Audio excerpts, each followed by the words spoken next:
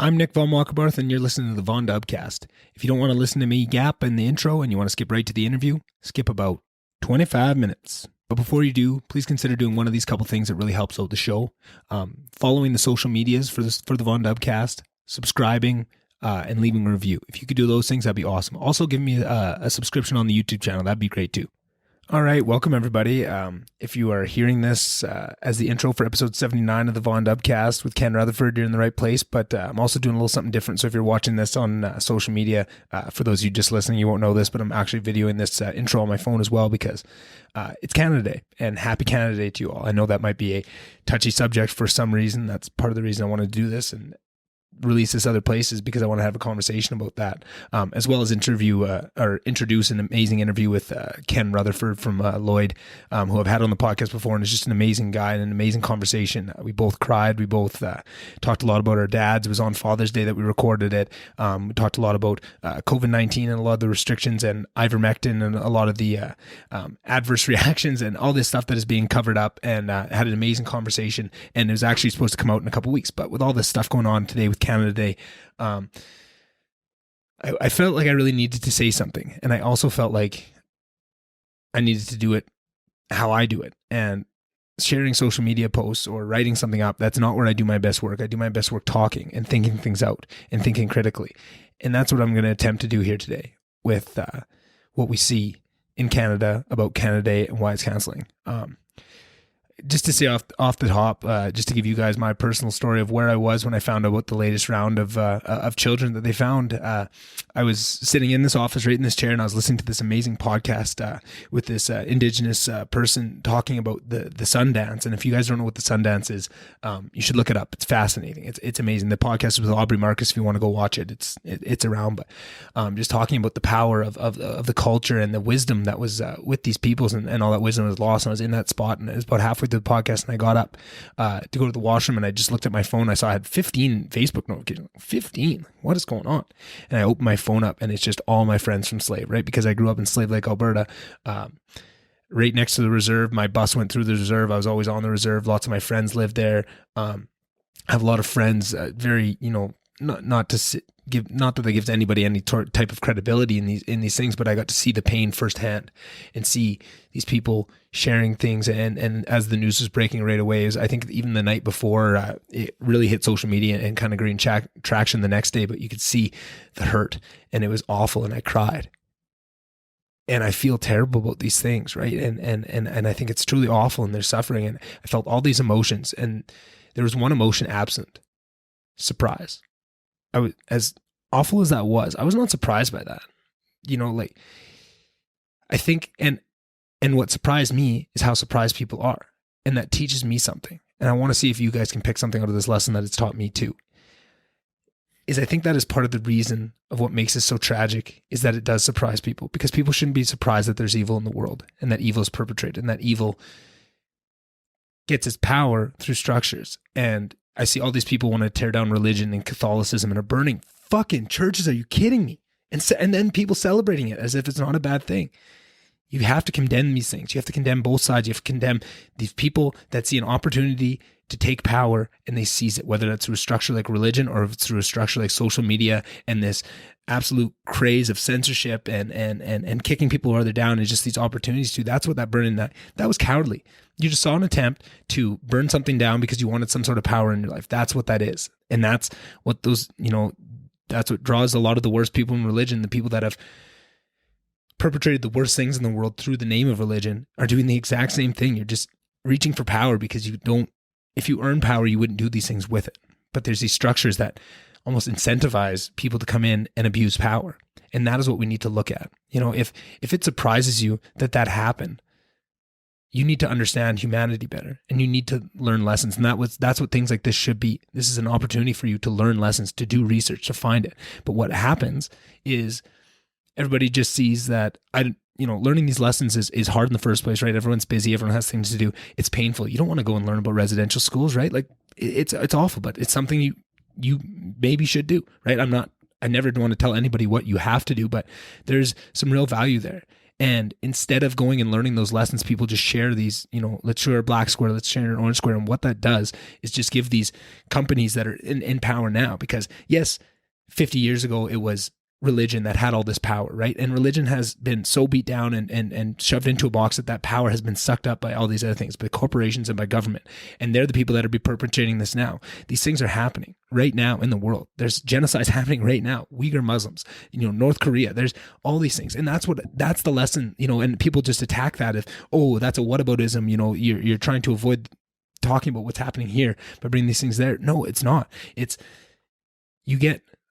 If you're surprised that this thing can happen, that means you haven't learned these lessons that are available throughout history. You look back over the 1,000 years, this happens over and over again. This is what human nature and power, when they come together, this is what you can have as a result. And I think we've come a long way in the last while of balancing that out. But then we get these tastes, and people are so averse to learning the lessons that they hand over this even more power to these structures, right? Like, if you're a company that has all this power, right? If you're a government that has all this power right now and maybe is abusing it, you don't want people looking at you. You want people looking back into the past at people that abuse power, right? Because they don't want to recognize where that power is today, right? Like, if there's genocides being carried out today, it's not religion in the most part. It used to be, even 10 years ago, I'd say that, but and it is happening in some places in the world, and that is awful. I shouldn't even say that, right? There's tons of atrocities carried out in the name of religion to this day,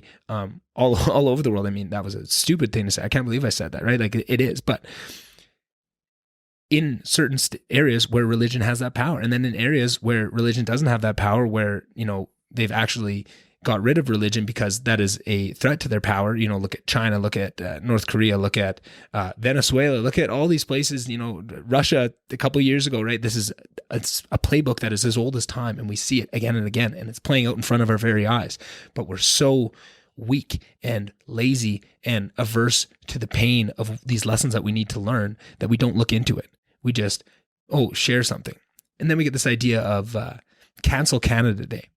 And I understand the sentiment. I understand where you're coming from, but what I don't like is the way it's being rolled out, right? Like, if you want to not celebrate Canada Day, that's fine. But I saw people posting today, like, if you make a post about Celebration Day and you haven't shared something on Indigenous or all this stuff, I'm going to unfollow you. You're a bad person and stuff. And it's like, is that really the way? That's not leading with love. That's not going to change people. That is digging people further into their encampments. You are doing the job for them. You are ensuring that no conversation can be had, no progress can be made by locking down anybody from other sides of the conversation to talk about this and find where they connect, where they disagree, where they do agree, where we see movements for change. And that's part of this that I don't like. We're just giving governments, religious institutions, corporations a free pass to do nothing, to not make any changes, to not bring clean water, to not do any of these things, because we are making this a social media push, right? Like, we're spreading awareness. We're spreading awareness. All that does is give people the excuse to feel like they've done something, to pat themselves on the back, to signal their virtue, and actually not do any of this, right? Like, read a book, listen to a podcast with a person that's really experienced this, right? Like, try and do a little bit of your part instead of just, falling back onto whatever everybody else is doing, and then, and kowtowing to the mob of telling you this is what you have to do. You know what I mean? This is what I don't like. And I feel like this playbook has been played over and over again, right? It happened a couple months ago with Black Lives Matter. It's happening now with this. It's happening all over the places.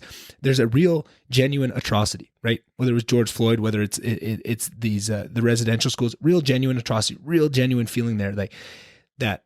And that is power, right? That genuine feeling of a whole country, a whole world of people feeling the same emotion, that is power. And that can be harnessed in certain ways.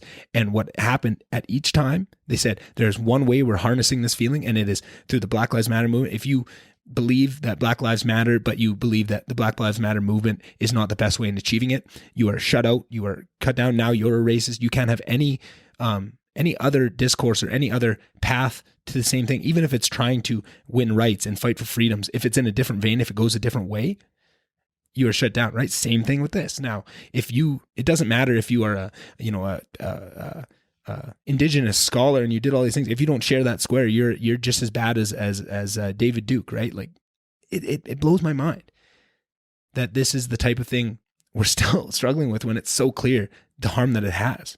If you want to make an impact, listen to somebody's genuine story. Go find somebody that can tell you about the impact of the racism that they expected. If you want, one of the biggest ones that changed my life and changed me in the last year was a conversation with Cody Twin on this podcast. And go back and find it. And you can listen to it. And there's something you can do. If you want to hear two people, a white guy and a native guy that grew up, less than a kilometer away, one on the reserve, one on the other side of the reserve, grew up as kids and loved each other and were good to each other and didn't care about colors of skins, and then got to see all the aspects of race and the community add on to it later, and then to come back at that time of the recording of the podcast and to talk about it and talk about the feelings, and for him to talk about the embarrassment that he felt with his own heritage. And he said these words. He said, "I felt embarrassed to be an Indian." And I know saying Indian is not great, but that's what he said in the moment. And those words have stuck with me. I can picture it perfectly, where we're sitting in my parents' basement having this discussion, him across from me, and him saying those words after talking to him for however long at that point, an hour, 2 hours, whatever. That is impactful. That is what changes people.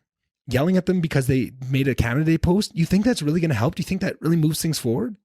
But me even saying this because it's not on board with what everybody else is saying, I'll get demonized, I'm sure, the same way. It just makes no sense to me. It doesn't add up. It doesn't add up. And I don't know if it's just brainwash or just the power of virtue signaling and just everybody getting on board. And I've noticed, university students, that's who is the main perpetrators behind it. It's mostly not my friends from Slave Lake that are posting these types of things and saying some of the most backwards racist shit in the name of anti-racism. Like, I don't know, guys. We have jumped the shark a little bit, and we need to recognize it, and we need to do some work to get there. And I think it comes from long-form conversation. I know that I'm biased in that, but even if it's, finding someone in your life, the closest person you have that would be willing to have conversations like this, like tough conversations about what they felt and what they've experienced, you will learn more from that than any sort of, diversity training or any of those things that are absolutely backwards, right? Like Robin DiAngelo just came out with a second book that's just a rehashing of her first one, White Fragility. And I see people, it's some of the most racist trash I've ever read. And this is the gold standard, right? Which is, once again, if you want to fight against racism, if you don't get on board with anti-racism or critical race theory, even if you believe in all the tenets of what they're trying to achieve, you just think they're actually going backwards. Like I fully believe. I believe that they think they're fighting against racism, but what they're actually doing is framing everything through the view of race. You cannot think of anything without, race used to be somewhere on the totem pole. Everybody thought of it differently. Some people were really, racist people usually put that really high and saw everything through that lens, and that's what motivated their factors. And then some people, they might have thought about it. It usually came up with how much they traveled and how much they've experienced in the world and how much, they had learned. And now we're just going backwards, and we're just putting everything through that lens. If you're not looking everything through race and not at the content of anybody's character, but just the color of their skin, it is the exact opposite of what we fought for. What societies moved forward for, what freedom. Like it's just the freedom for a long time was not there, right? When freedom is a new idea, and we've never had it, and we're now seeing how hard it is to fight for in this day and age. And we're seeing these constant attacks on freedom all over the place. And it's up to people that are brave enough to say something. Like I've been saying this stuff for over a year, right? Like me and Ken in this conversation you're about to hear talk a lot about COVID-19 and ivermectin and adverse reactions and Brett Weinstein and the Dark Horse podcast and the censorship that's going on and just how dark and scary this stuff is. But somebody has to talk about it. I've been talking about it, like, not to toot my own horn. That's in no way how I mean it. I'm just saying, like, I've been talking about this stuff for a year. It's been a year and a week, year and 2 weeks since I started this podcast. I've been saying this stuff since day one. You go back to episode 1. I'm saying this exact same thing I'm saying now. This is a very dangerous slope. This social justice progressive thing is great in the right lenses, but when you give it too much power, and then you have these people that come in that all they want is power, and they say, oh, if I follow this ideology and I say these words, I can have all this power over people, and I can go on Instagram and Facebook, make these stories and make people feel bad and control what they do and don't say and how to think. That is a very, very susceptible power. Like that is attracted me, and that is going to draw in people, and not good people, bad people. Policing, there's all this issue and there's incentives within infrastructures that pull in bad people because it gives them the opportunity to enact pain onto the world, right? That's what that church thing was, right? Like, you felt someone's pain. There is pain and suffering in the world, right? And if you read a history book, you would know just how good we have it and how thankful you should be, because it used to be so much worse and we've come so long, but that stuff is still in us, those evils and the good. There's good and evil in every single person. But if you always just through the world, just look at the world through a lens of one or the other, of good or evil, you're never going to see the whole picture, and you're going to be blinded from those more nefarious or more good pieces of our nature. And you need to do that work. You need to ask yourself those questions, and you need to make sure you're aware of what you're spreading and the impacts that it can have. And don't just share things because people are saying to share them. Critically think about these situations. And am I sharing this? Is there any plan together? Is sharing this going to actually do anything? Or is it just going to give excuses to companies and corporations that, okay, I'm going to just throw my orange square up and now we're good. Even though we're the ones perpetrating, maybe we're the ones standing in the way of clean water for this reservation or that reservation. It doesn't matter, because nobody's asking us to make actual change. They're asking us to virtue signal, and that gives everybody a free pass. And the more we do it, I saw this thing getting shared, and it's something like, they're depending on your silence to keep perpetrating this. And I was thinking, no, they're not. They're depending on exactly what you're doing. They're depending on everybody to take the most tiniest, littlest, easiest thing they can do, right? Not try and put their own words to it, not try and take their own spin on it. Just reshare it, right? That is the easiest. Now everybody has something to do, and now these companies can do the same thing. Hey, we stand with Indigenous people. Okay, thanks. Did that help us 60 years ago, right? Like, and this is the thing, like, if you go back and you learn those lessons and you're really appalled, then you can ask yourself some questions. And the main one I always ask, what can we do? Well, first of all, there's still a lot of things that are backwards in this country of Canada, and there's some things that need to be, and we can fight for those, but that doesn't happen by sharing things on Facebook. No, you got to get organized. You got to talk about it. You got to come on a podcast like this, right? Talk to me. Tell me what you see. What are the biggest issues? Where's there no clean water? What are you doing? Spread the word, do things.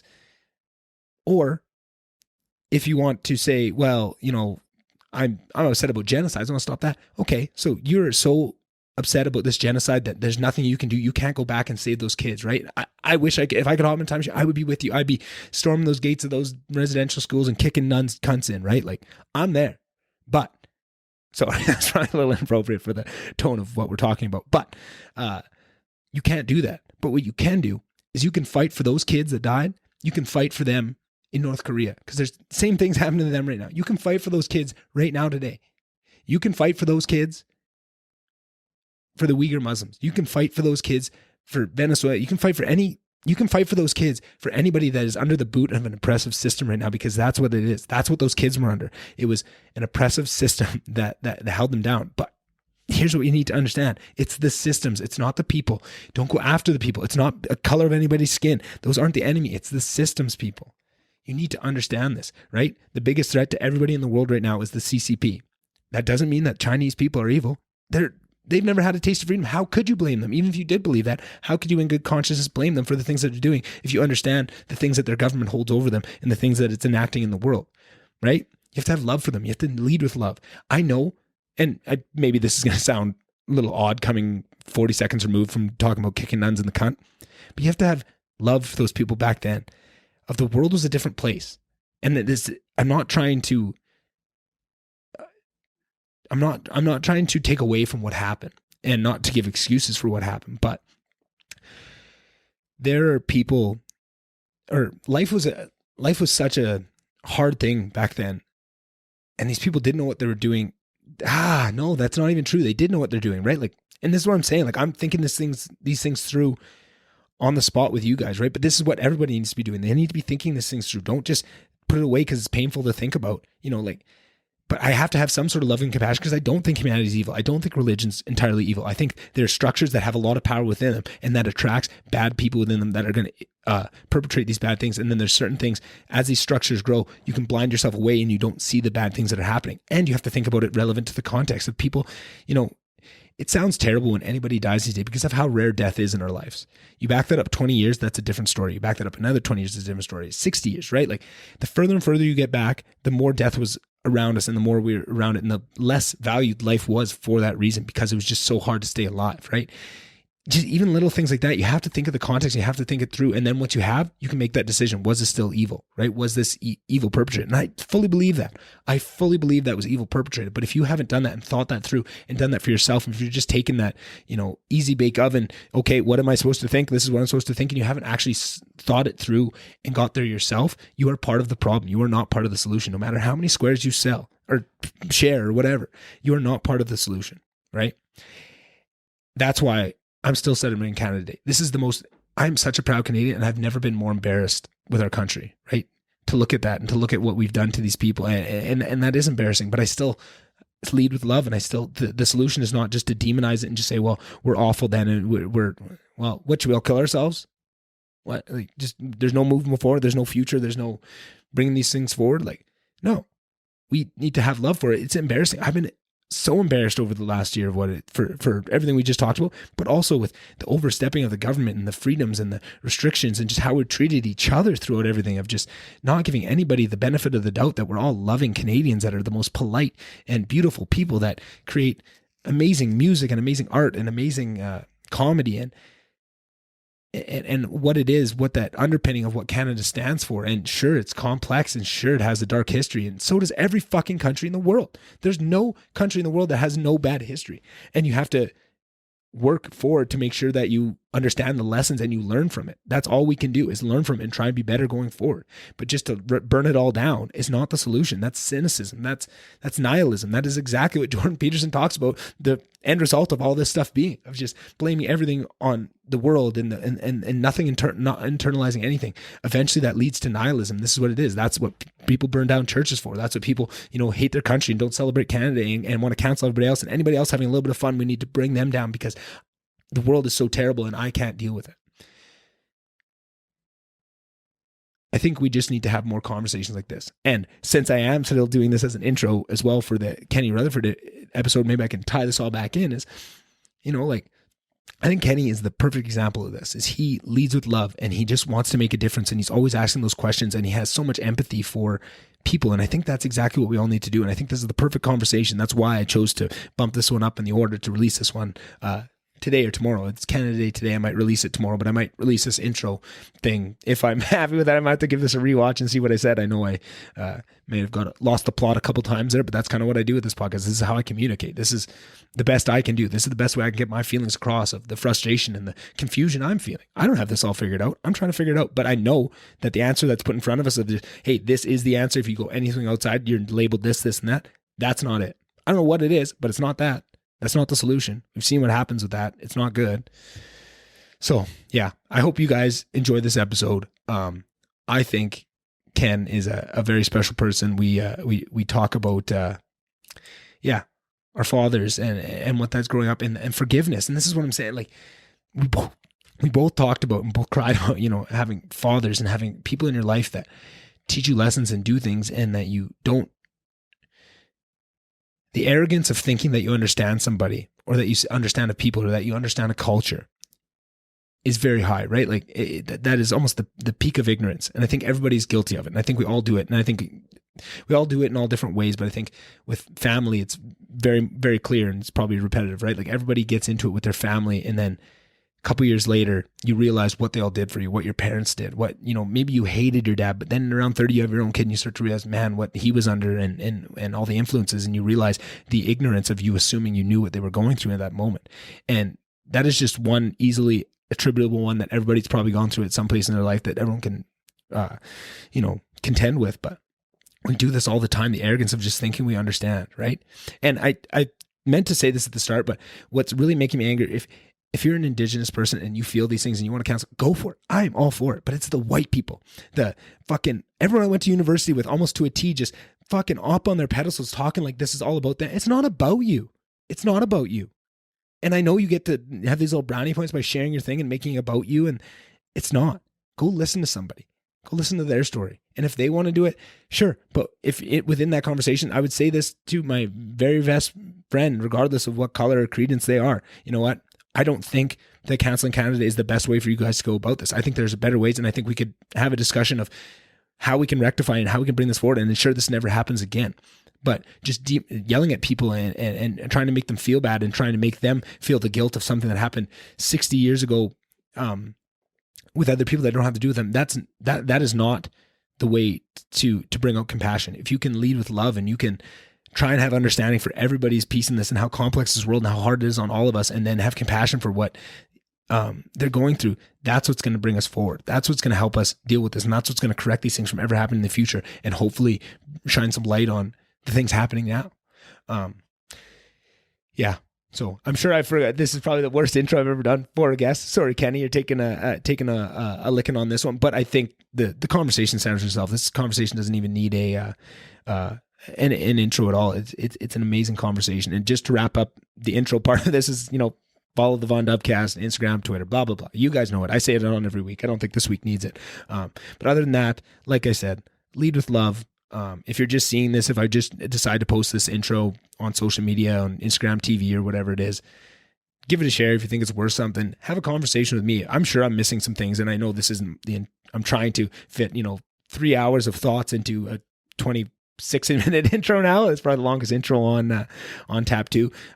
But come talk to me. I want to learn on this. I want to talk about this with people, and I want to see where my blind spots. What am I not seeing? And I want to have this conversation and move it forward, because I'm not seeing that anywhere. So whether you're seeing this on Instagram or somewhere else, or maybe it just ends up being the intro and you're about to have an amazing episode in your earballs with Ken Rutherford. Have a great day. Have a great week. And I'll see you guys on the next one.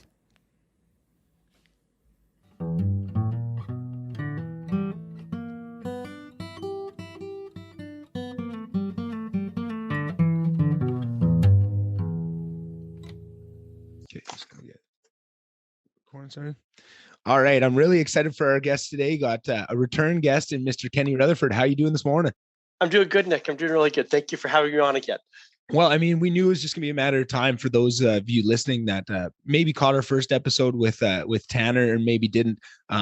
After that episode, Ken and his daughter stuck around out at Jason's, and we probably bullshitted for another good hour and a half about all sorts of topics. And that was a feeling I had going into our first meeting. There was that me and you were going to get along really good, and a lot of these topics were going to really have a lot of meat on the bone to jump into. And I was so excited that I was right. And that's one of the things I've been excited about this whole podcast journey with, because when I listen to so many podcasts, you always have these feelings of when you hear a guy on a podcast, I think I'd really get along with him, but you never know in actuality how that would work out. And now starting this, it's nice to see that does match up, maybe not 1-to-1, but very, very much there's something there to say, when you hear somebody hours and hours on a podcast, that is truly who they are. And then when you meet them, you already have a bit of background to jump in and have a deeper, the relationship can jump off of a deeper ledge already, where you're already past kind of the peripheral stuff. Yeah. I think are you saying authenticity maybe? For sure. I think it's such an authenticity, and it just allows these little windows into, very meaningful parts of your life. So you kind of, have you ever seen the movie Inside Out? It's a kid's movie. So I'm imagining. No. Okay. So it's one of those Pixar ones. It's really good. I mean, I'm a kids movie buff myself, but it's called Inside Out, and it's this movie they do for kids, and it's this young girl, and and they go inside her mind, and it's got like these core values of what she's kind of built her life around. And I feel like a little bit of what podcasting does. Once you see the movie, this will all make a lot more sense. I think the listeners will really get this one, but you kind of get a sense of what those core things that stand out in their life is kind of what they build their life around, and where they start to value things. And I think that's what's so cool about podcasting. It allows that vulnerability, that you are putting those things out in the open, which is scary for people because those are attack vectors. If you let people know what really means a lot to you, it makes it really easy if they want to hurt your feelings. So I think that's dangerous for people, and they don't do it. But I think it's such a beautiful thing, because it allows for conversations like we were able to have, because you can jump in and you don't have to waste time on, not waste time. Time's never wasted, but you get to the meat of it a little bit faster. Yeah. I've been told by one of my good friends, you might want to interview him sometime. I teach with him. His name is Ben Aquay. Yeah. I heard him on, I heard him on Sean's podcast. Sean Newman's. Yeah. Fascinating guy. Yeah. He's a really cool guy. He's from Ghana. Mm-hmm. Him and his wife are both from Ghana. Very smart. He was come and teach so at the intelligent universities here. They come from another country. They go to school for free off scholarships, and they call Canada and the US home, and other good countries. And anyways, he's faulted me for being too what do you say? I'm too blunt or too open or something like that. Because like he suggested, like you've maybe mentioned, there's that maybe sometimes if you leave it all open, you're open to damage or exposure to people who want to cause you harm. Right. And I've just kind of go the other way. I'm kind of go, there's another statement that goes, it takes a lot of energy to lie. Because once you start to lie and misrepresent truth, you got to remember the lies. You got to remember the story that you've weaved together, and it takes a lot of energy. And I just find, you know what? I'm just a small town, family guy that just trying to feed some kids and be good to my community. And I have nothing to hide. I've had the good fortune. I will say I've had the good fortune, and I've aimed my life in that direction as well. So some good fortune with some aim is to say, like, I just, I haven't screwed anybody on business practice. I haven't, I don't have, haven't cheated on my wife. I don't have girlfriends on the go. I don't, just kind of just try to show up, do a good job, tell the truth. It just kind of, life's a little more easy sailing. And so I kind of expose myself probably more than I should. Yeah. Maybe, but anyways. And I think that's just an issue of framing. I think there is positive and negative to leaving yourself that open. And I think it's all about the work that you do, because really when you sit down and ask, okay, what is those risks that I'm opening myself up to? It's hurt feelings at the end of the day, and hurt feelings all revolve around insecurity. So, and I feel like these two ideas dovetail. I'm not sure exactly how they go, but I think they do, of opening yourself and being vulnerable and bringing those parts of you to the forefront is shoring up the insecurities around them. So at the same time, you're opening yourself up and saying, hey, here's the things you can attack, but here is also the very motivations and underpinnings of why I believe in them and why they are concrete and you can attack them, right? Because they are in, you know what I mean? Like, I feel like there's something about digging into them that anchors them so deeply because you believe in them and you've asked those hard questions and you sat and, found those pieces and asked those questions why that you're not very happy about. And you had to change in yourself, right? That come from somewhere else that were programmed into you maybe. And I feel like that is important at the same time. And I feel like that is, that needs to be shouted from the rooftops more, because everybody can easily see the scary side of it, right? Being that open and vulnerable, they can see the attack vectors. Everyone naturally innate. You learned that in grade 3 on the playground, right? Of being too open and getting shut down, right? Maybe you sent that note to that girl in grade 4 and she broke your heart, right? Like, you learn that right away. But I feel like what we don't teach as much is the flip side of that, of, oh yeah, that's scary, but if you keep pursuing it and you keep breaking through and you keep pushing forward with that narrative and trying to live that way of being open and being, genuine like that, I feel like that is what builds up the character and the value system very deeply and anchors it really deeply. And you deal with attacks, and that's what you want. If I have a really, really strong value, like maybe it's family, you want to put that out there so that people can attack it because they know that that's going to get you. Because now you would want all the best arguments against something like family, right?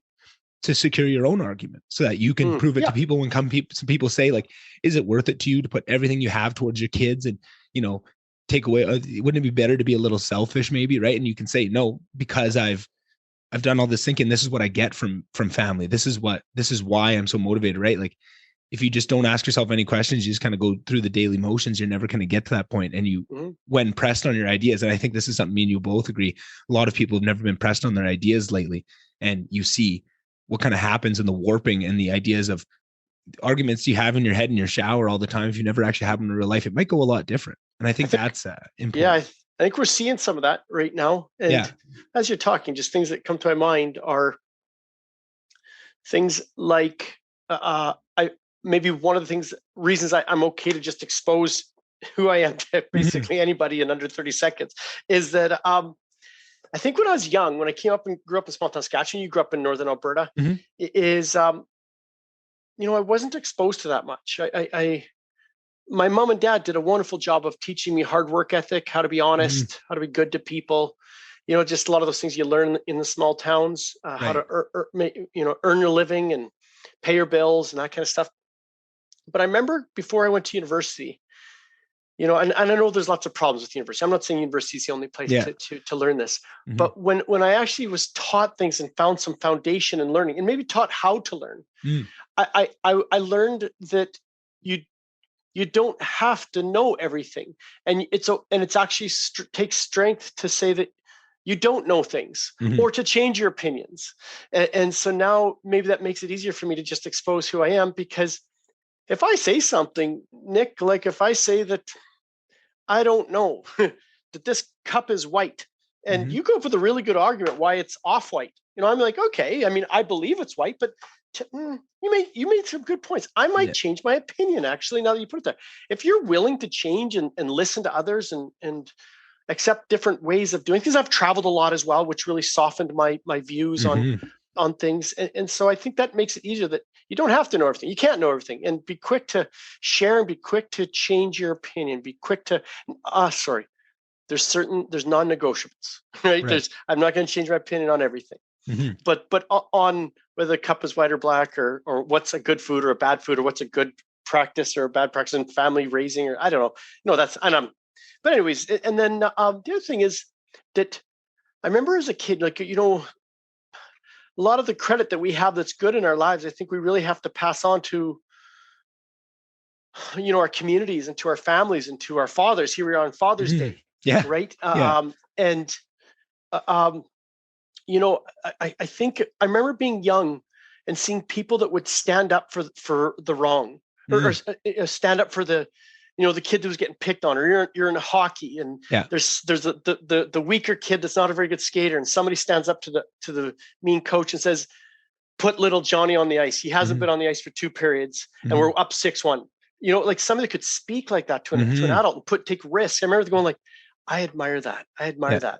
Someday I want to be that, and then certain things. I mean, now doing lots of reading and thinking, and we keep talking about, but Friedrich Nietzsche, right? Is take risks, be brave. We're all gonna die. We're all gonna die. Do you really want to play it safe? Yeah. Do you want to take some risks? Do you want to jump off the odd cliff? Do you want to, do you want to do something really wild and crazy once in a while and go, that was exhilarating? And so I think I combine all that to go like, let's go, let's have some fun. Playing it safe seems pretty boring to me. So anyways, Nick, kind of went on a run there. Oh no, and there's so much in that. I loved all of that. And one of the things I really enjoyed what you said is being open to change on all these ideals, but then having non-negotiables. And maybe just one caveat I would change to that, and not just saying you're not already doing this, because I think this is just a natural extension if you had more time to flesh that idea of where you get to. But to me, it's not about even having non-negotiables, because there's certain things that you could value so much, and you think, right, those core pillars, like I was talking about, those in Inside Out, they have them, core memories, right? It's an idealized thing.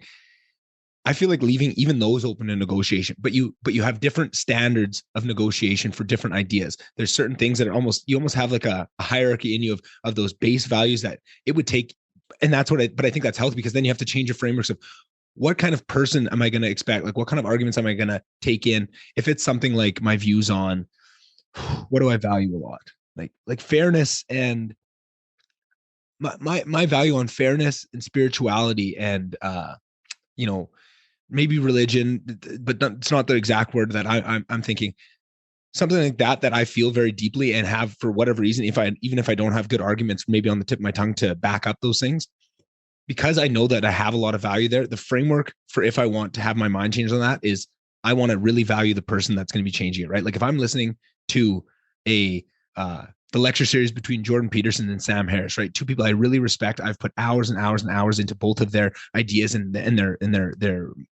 their frameworks that they view the world through. So I see how they've battled these ideas, and I see them go head to head.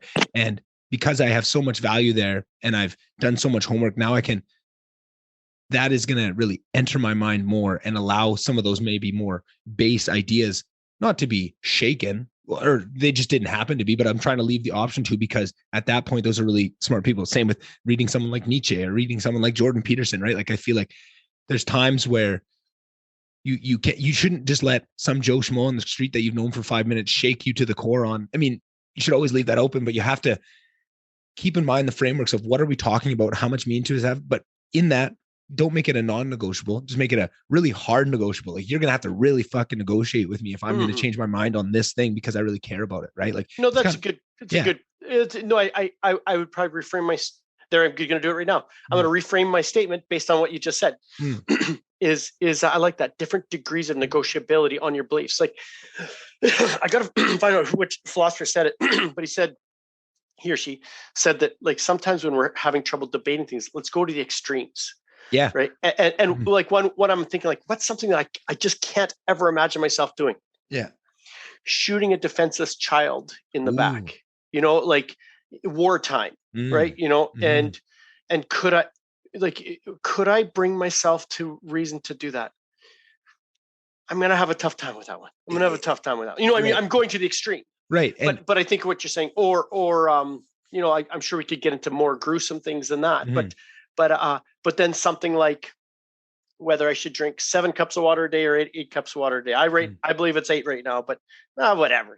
Convince me it's 8.35. I really don't care. Yeah, sure. Yeah. Easily swayed. And I like what you're saying there too. Is that it's one of the reasons I'm actually careful of what movies I watch and what books I read.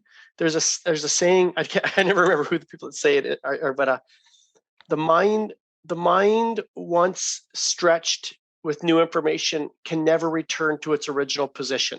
I'm sorry, it was somebody famous that wrote that, something along those lines. And so I'm really careful that I don't just read any book. I don't just watch any movie, because once it goes into the brain, now it's part of my the Kenny brain soup I've got going on. And I don't want damage going into there. Right. And so I try to keep good things going in. That's like you say. And so to have some people say, oh, just listen to everybody. I don't know if that's the right idea. I think you need to look at what's the path they're leading, what's the fruit that their work is producing, and what's the topic we're discussing too. Because lots of people right now, they're taking these huge ideas like religion and equality and all these things, and not doing any of those checks that you just talked about. Of what has this person brought to the world? Have they done something? Do they have something to show them? Are they of worth to listen to? Are their ideas, have they been tested? And because everything goes on in this internet, quick, right? Are you listening to someone like Jordan Peterson and Sam Harris have a debate where combined you've listened to, 50, 60 hours of them? Or are you taking your information from a meme that you read for 5 seconds? You didn't look into who read it. You didn't look into anything. And now you're building your whole viewpoint upon this. And I feel like that is very dangerous. And we're seeing so much of the 10th domino falling, that if you back it all the way up, it starts with that, of these people not being aware of where that value falls in their own system, because they've never been tasked with making their own value system. They've just taken on societies. They never recognize, hey, this thing, like, whether it's talking about race, something that should be very important to you, how you dominate that, and not giving it that full time to take in the information that is going to serve you and that has been thought through and has been tested. Have you watched this person that's spreading this information be tested on their ideas and come back, right? Like in a podcast, for example, maybe that's someone, but you need to recognize, I feel like the biggest issue is that people aren't even recognizing the importance of the topics themselves and adding that framework through what they're looking at to make sure that they're that mental diet of what they're taking in, like you just talked about. It's very important. But I feel like it's almost like the days, here's maybe something I can put it towards, with fast food. It came in and people are, oh, this is great food. Like my dad talks about it. That was when they got to go to McDonald's on the farm, like it was huge, right? And that was one thing. And that's like this information on the internet. But then it comes a day where you catch up to the negative side effects, and then you got to put the calories on the sign, right? And I feel like we're in the internet age of there's no calories on the sign. We don't know. There's all this, informational fast food that's coming into us when we don't realize, holy fuck, that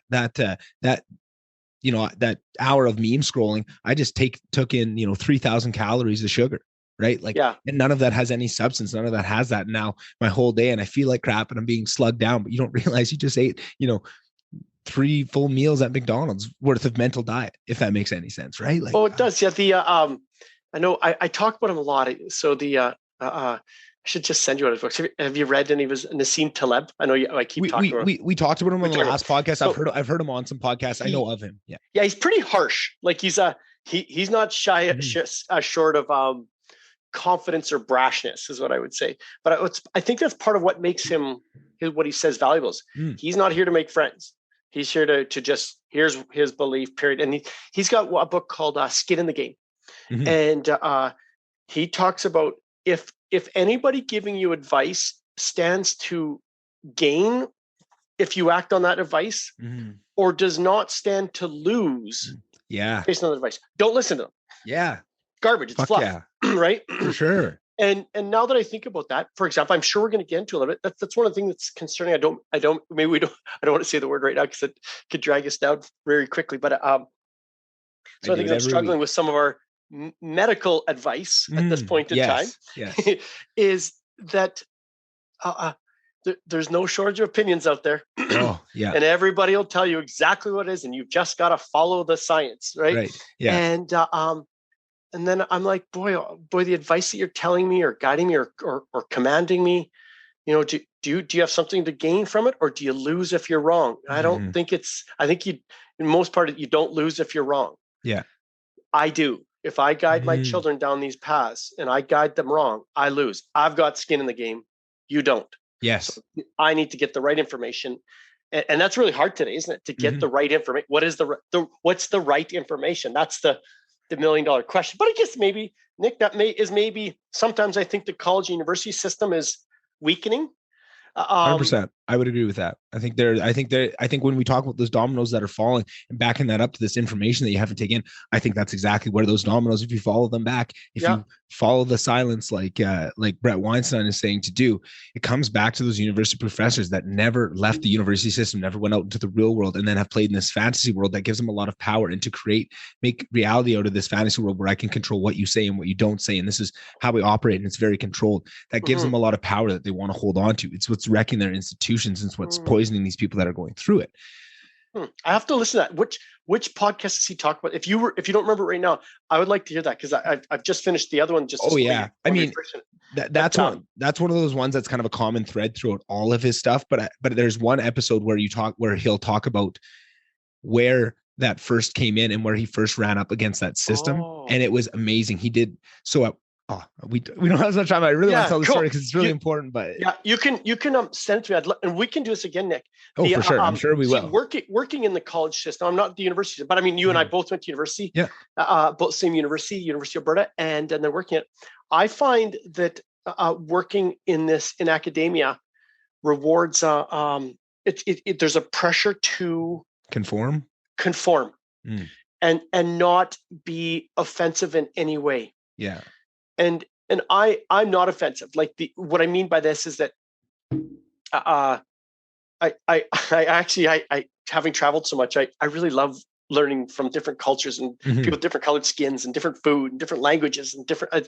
I'm not at all and I don't put up a safe space on a sticker on my door because I don't want to virtue signal. I want you to meet me and know that if you are depressed, if you are gay, if you are anything, you just know by talking to me that I'm not going to judge you and I'm going to take care of you and I'm going to keep your dignity intact, And so I guess, but to me, like the college, there is a push, and it's not that people are bad. I work with them. No, it's not. Yeah, they're good people. These are good people by I'm sure on the whole.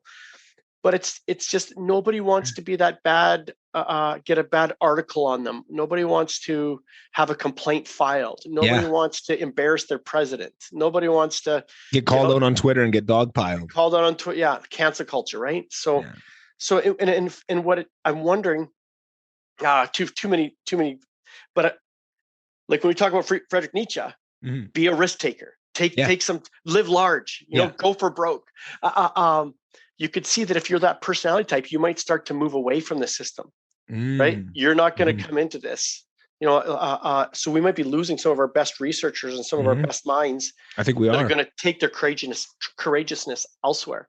Yeah. But anyways, sorry, Nick. Which I don't think is a bad thing. And I think is a natural extension. And I think there's going to be certain schools that turn it around, like the University of Chicago, which is an amazing economic school and has been on the forefront of stepping up to this kind of stuff and trying to change that and trying to hold on to what made the university system so special so many years ago. Good point. And I feel like there'll be certain structures that happen. And then I think, online education is going to take be the big wave that crests and pulls in the rest of those people. But there's always going to be a need for doctors and for engineers and certain practices that you need to go to that school system. Have to.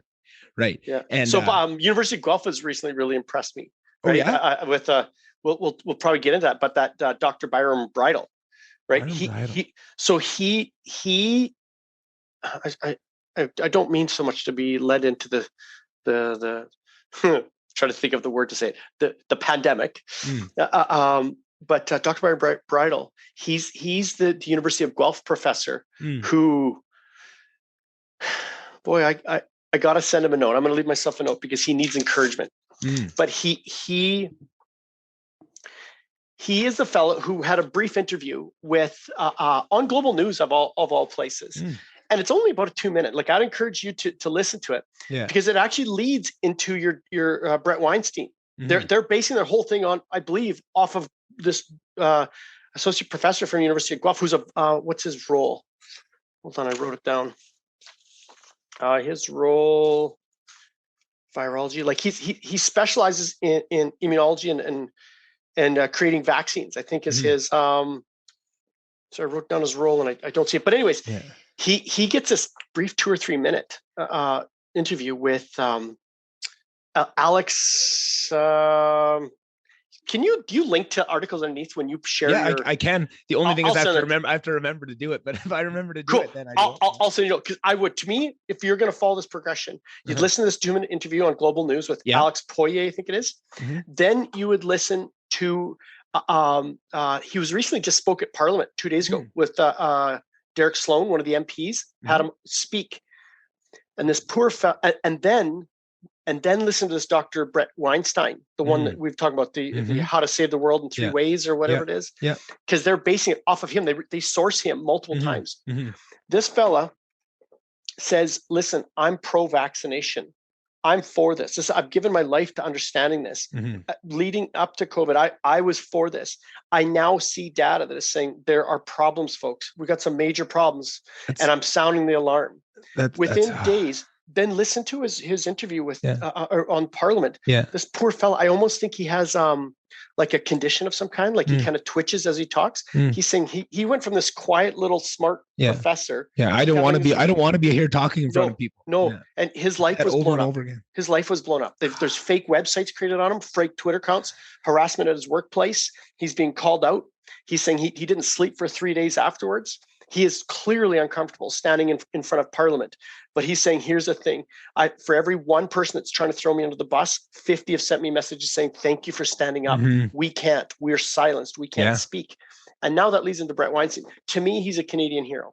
I think he's a Canadian hero. He is. And this is kind of where I wanted to go even back to it, because we talk about these things. We talked about earlier, the mental diet. And what do you know of these people this information that's coming out on COVID, right? Like, in Alberta, Dr. Dina Hinshaw, we've known her for a year now, right? And we've had this much back and forth, and we've been, there's been good stuff and bad stuff, and the trust has been lost and gained, and there's been some hypocrisy and all this stuff. So now you look at somebody like, and everyone's saying, listen to her, and then you have someone like Brett Weinstein, who I've been following for at least 5 years now. For 5 solid years, he has without fail been on the right side of every subject from that time. He has been just like one of the most amazing people I've followed for these last 5 years. He's just again and again standing up for the little guy, being there and always on the right side of the science and not overstepping it. Yeah, him and his wife Heather are 2 of the most amazing people I've ever witnessed. Like I very much value what they bring, and this is what's so sad to me. So I've watched this, and then I see the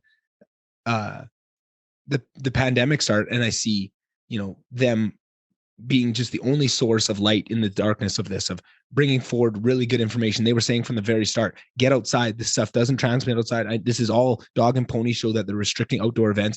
Get outside, get as much vitamin D as you can, right? Saying all the right information, talking about UV and why it's not spreading, taking all these scientific journals that they can over the week. Every Saturday throughout the pandemic, they do a live stream, or maybe it's Sunday. Anyway. Who does that? Brett Weinstein? Or Brett and his wife, Heather, they're both evolutionary biologists. And they're all, and they've categorized them, they're all in podcasts. So there's, I think, like 80 of them now. And you can go through the pandemic and watch their take on from every step of the way on the pandemic. So they do an hour live stream and then an hour Q&A. So during the hour live stream, people are sending in questions and then they answer them. And they have been the best source of information. They never overstep what they know. They say like, hey, this is just what we're thinking. Like, don't take this for sure. This, we actually have studies to back up. They've been amazing. And keep going. And then, So I've always have a lot of trust in them, and I've always been on the right side of science, right? Very similar to that story you said. I've always been on the right side of science just by happenstance, because I just follow it myself. And if it seems right, and that has put me on the other side of vaccines for a long time. You know, when my sister took her first immunology course in university, and I was maybe in first year, but we would have really long talks about vaccines and just the amazingness that they are, and how they changed our world and all this. And I'm so pro-vaccine and so anti-vaccines in the past, right? Like I know people that have tried to make anti-vax arguments in the past, and I've just tried for an hour to go back and forth. I've been on the other side of this issue. And then the last couple live streams with Brett Weinstein and Heather are just bringing out some really frightening information about, you know, throughout the pandemic, there's been really worrying information about the lab leak, about all this stuff. And those were things that I felt confident enough that on this podcast, you can go back to my podcast and say, and I've been saying it, no, it seems like it's come from a lab leak. Listen to Brett and Heather talk about the different aspects of the virus. And they were saying that right from the start, that this doesn't seem like that. They, again, never said anything in stone because they're scientists and they want to say it's a hypothesis. But if you listen to the hours and hours and get to know them, you can read between the lines, right? And that's the information I was putting out on my podcast. But the rubber never really hit the road, right? Like, I think they left a little bit of space to say, like, you know, this probably came from a lab, and there were certain things you could and couldn't say. Then they came out with the ivermectin one. And this was before they said anything about vaccines. They came out with that episode with Dr. Pierre Corey, who is the expert on ivermectin. He's the one that testified to the U.S. Congress about its efficacy, about the fact that, you know, the company Merck and allegedly, all of this allegedly, the company Merck, who makes ivermectin, who's had it off patent for years and has had this clean safety record with it, changed their own stance on their own drug, saying it's dangerous now, right? And they also have a drug coming out that's supposed to be a treatment against COVID that is going to be on patent that they can make a lot of money on. And they didn't expose that. Right there, that is a huge conflict of interest and a huge thing that should be worrying us. Next thing is they needed emergency use exemptions to be able to run these vaccines through at this pace that they did, right, with no long-term study, with a new technology, not just together. It's not just a new vaccine, it's a new technology. That's what people need to recognize. Then if they wanted that emergency use exemption, there was a clause in it that said there can be no suitable alternative treatment, which ivermectin was. So that's why all this is getting blocked, so that there's not only is it the company itself that's doing it, the medical community around it just wants these vaccines brought in. Again, not bad people, bad incentive structures. And this is what I wanted to go back with Nassim Taleb saying the skin in the game theory. It's the exact same thing in different words that I've been saying for weeks and weeks and weeks, if not months on this podcast. It's about incentives. You have to look, it's not about what people say, it's about what people do and what the incentives are forcing them to do. And you look at these incentives, there's incentives for the medical industry to make billions of dollars on these vaccines. It doesn't mean it's bad people, it doesn't mean it's a cabal, it's just an incentive. And you need to be aware of that incentive and then look at where that incentive pulls things around. And if they're pulling things like actual treatments for COVID out of our grasp, so that, well, clearly there's some funny business going on, right? And that was the first time I'd ever been that far on the opposite of science. And then when I try and bring this information out, people are coming at me like I'm a conspiracy, and I'm saying, and the exact same is. Oh, have you been attacked? Not attacked, right? Like I feel like people saying, yeah, but people questioning, people looking at you funny, people like, you know, posting things, and then and just. I feel like it's less me being attacked, but after I start putting this information out, and then when really close friends of mine that I know are very intelligent, I went to school with them, and I know they're thinking when they post things that are completely backwards to that information, I would just reach out to them and just say, hey, have you heard of this? Have you heard of this? And just how dismissive they are. They go, well, 9 out of 10 doctors recommend the vaccine, so I'm going with that. And it's like, man, you're intelligent. Like, yeah, that is. But what we're saying is we can tell you exactly why 9 out of 10 doctors are and why that's wrong. But you don't want to hear that, but you don't want to give it that time. And it's like, man, this is an odd place to be. And then I'll just take it another step further. Sorry for dominating this. And I know there's so many things you want to get into, but then the second interview comes out with the two gentlemen. One is the inventor of mRNA. And his name is Dr. Robert Malone. Yeah, Dr. Robert Malone. And then the other guy is Steve Kirsch. Steve Kirsch. So, and this is my big thing, is I'm just sitting there watching this interview, having my mind blown about all this information. And Steve Kirsch on this interview, and everyone should go watch it. It's How to Save the World in 3 Steps or something is what it's called. I've shared it. It's called How to Save the World in 3 Steps. I think it is, right? Yeah. And I think it's been taken down off YouTube now. And I think you can only find it on podcasts, which is, again, just another part of this issue. And YouTube's trying to shut them down altogether. Anyways, it's coming out, and this Kirsch guy is being very domineering in the interview and kind of hurting the information flow that's going out. And I was thinking, damn, like that sucks that such an important conversation is marred by just the lack of fluidity between the three gentlemen, right? And he kept putting it onto the other guy. Hey, you're interrupting, but it's very clear to anybody listening that it was him interrupting, right? And I don't know if you got this too, but that was very. I thought there were very strong personalities on there, and I don't know them very well enough. And I heard him saying he's getting almost not rude, but close to being rude by saying, "Stop interrupting me." Exactly, and in times like there is interrupting, and especially on a podcast, you have to be mindful of that. But there's also a conversation, and there is interruption and stuff, and it's hard through Zoom like this. But when you're in front of somebody, you can. I just did a amazing interview on Friday in person with a lady, and it was so much fun to be able to interrupt and stuff. It's a different format than this Zoom. Anyways, what I was getting to was I was so disappointed because I was thinking, man, that's going to make it difficult for people to listen to and hard to promote it. And this is a complete side tangent. I'll get back into the main story. But then a couple days later, my girlfriend was watching it because I just said, like, you need to have this info. Like, she's deciding if she was like booking her vaccines and stuff. And I said, I never want to tell you what to do. Do your own research, but watch this video before you do. Right.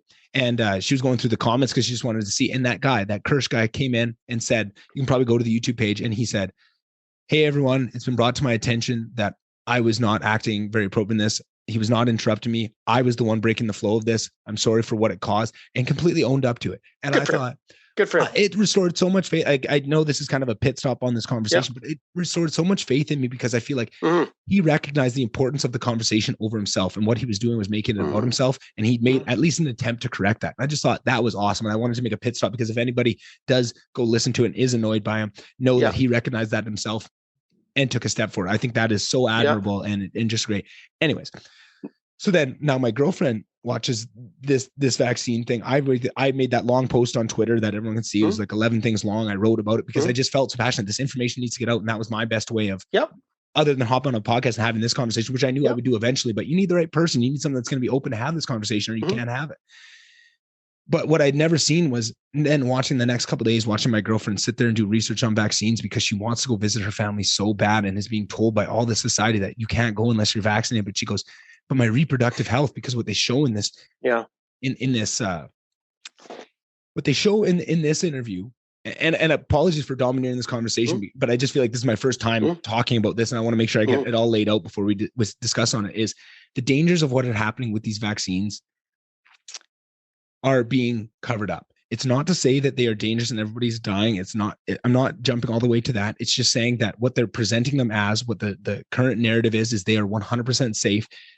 Right? Like you don't need to be worried about them. If you're taking in anything counter to that narrative, it's conspiracy theory, right? That is the main narrative. But what they're saying is it's not that very clearly, and it's not killing everybody very clearly, but it's somewhere in the middle of those two. And there's things at work, right? And they're saying that there's data coming back, and just what they talk about starting this. And I can tell my personal experience, and you probably can too, is hearing all these people that just anecdotal stories of, people's reactions to the vaccines. I've had 5 employees lost time, can't come to work because of it. I've had, I know probably 50 people, but then here's the follow-up question. When you ask those people, right? I don't know if you're doing this, Ken, but I have been, say, oh, you had the vaccine. Yeah. Oh man, I was down for 2 days. Did you report it? Did you go back and no, I just, right. Oh, did you report it? No, I just didn't say it because you're not supposed to. You don't want to be that person now that by even reporting your own things. So there's that issue, right? So our numbers that we're going off of for the health of these vaccines are completely skewed because people don't want to report because then now they're on the other side of the net. I don't want to be conspiracy theorist. I'm just going to pretend. One of the biggest areas they're seeing is issues with female periods of reproductive age and the change that is happening. And they don't know why. And it could be nothing. We don't know, but that is one of the biggest areas. And then they also brought data in to follow up of when the inventor of the mRNA vaccines, this is what he's very worried about, is what they thought when they injected this injection into shorter, they wanted to stay local. These spike proteins that it's creating that is training your body to fight. They wanted to stay local and to program how to fight these spike proteins in that localized area so that if you ever get it, it'll spread throughout your body. What they didn't recognize is that spread throughout the body, just like when COVID attacks you, the spike proteins go everywhere. That's why it's such a weird disease and why people, have, a cold, like flu, like head, it goes everywhere. It's weird. Your feet, some people lose taste, right? Like it's so odd because it goes everywhere. That's kind of why this virus is so funny. But now the vaccine's doing the same thing. It's not having the same results, but you see all these random people with these random issues with right? Like no two people's vaccine reaction experience is the same, just like no two COVID patients are the same, which is very odd. Yeah, go ahead. Keep going. And then, I'll just wrap it up with this. And the biggest thing that they showed, the biggest thing that stuck with me, and again, go watch this information for yourself. I'm just parroting what I saw there, and they have data to back it up, and really good discussion over it. But the biggest thing is they showed where these spike proteins are building up in the body, and they had all these graphs of all these different organs. And the biggest one was the ovaries by like a factor of 8. Like the next less the one, it's in that. And again, that could be nothing. That could mean nothing. That could be fine. We don't know. But you take all these information together, and at the very least, it deserves some answers. It deserves some people in some really hot seats asking some really serious questions. And all these incentive structures that are preventing it need to go fuck themselves, right? Like, this is dangerous for the public health that is preventing this discussion from happening. And then, and just to wrap this all up, I know I've said that a couple times, was to see myself deal with it of, oh, this is weird to be on the other side of the vaccine thing. Now I'm the conspiracy theorist, I'm the bad guy. And I've always, through nothing else but following science, like they say to do, just follow the science. That's what I did. And this is where I got to, and I'm the bad guy. That was kind of a new experience, and I've never been there before. And whatever, I'm a tough guy, I can deal with it. But to see my girlfriend have to deal with now, that's her reproductive health. That is a huge thing. Yeah. And for her to sit there like, I want to travel. I want to see my family. I want to be able to do these things. I want to be, also, I don't want to be yelled at and be, like you just see this barrage. If you go on Instagram all day, all you get is a barrage of university age kids just calling you bad names for not getting vaccinated. You just feel like the whole world's against you. That is an odd place to be, and so sad to me. It just broke my heart to see her. She's sitting on the floor and she just looked distracted, and she's reading this. I just saw like a scientific paper. I'm like, what are you doing? She said, research. Like, I need to figure this out. I don't know what to do. And it just broke my heart. Like, man, how can you feel that alone and that stuck in a decision where you can't ask anybody, you can't even bring it up? How did we get here? That is sad to me. So I've got sun coming in my window, and it must be a cloudy day out because it would go really there. Yeah, they're all very interesting statements there. Like, I'm certainly not a specialist in any of this. I've learned more about vaccines and this immunology than I've ever wanted to learn. But maybe I'll just go back a few steps. So this Dr. Byron Brittle, who is one of the ones. When I went online.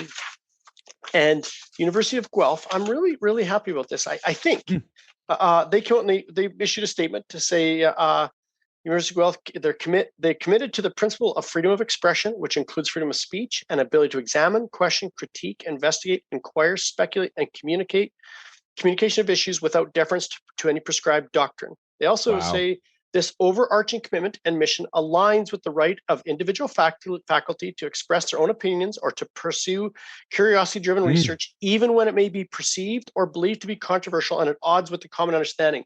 When he stood up in Canadian Parliament and he said, listen, I've been attacked by everybody, but what I got to say is I got to thank my institution. I got to thank University of Guelph because they've stood behind me. Yeah. I'm like, okay, if I'm a researcher, if they mean that, I might be looking to go to Guelph. And if I'm a student, and I hear that, I want to go there because I can speak to the reaction of the feeling of going through university and feel like you can't question anything and you're forced. It is not a very good feeling. It's very icky.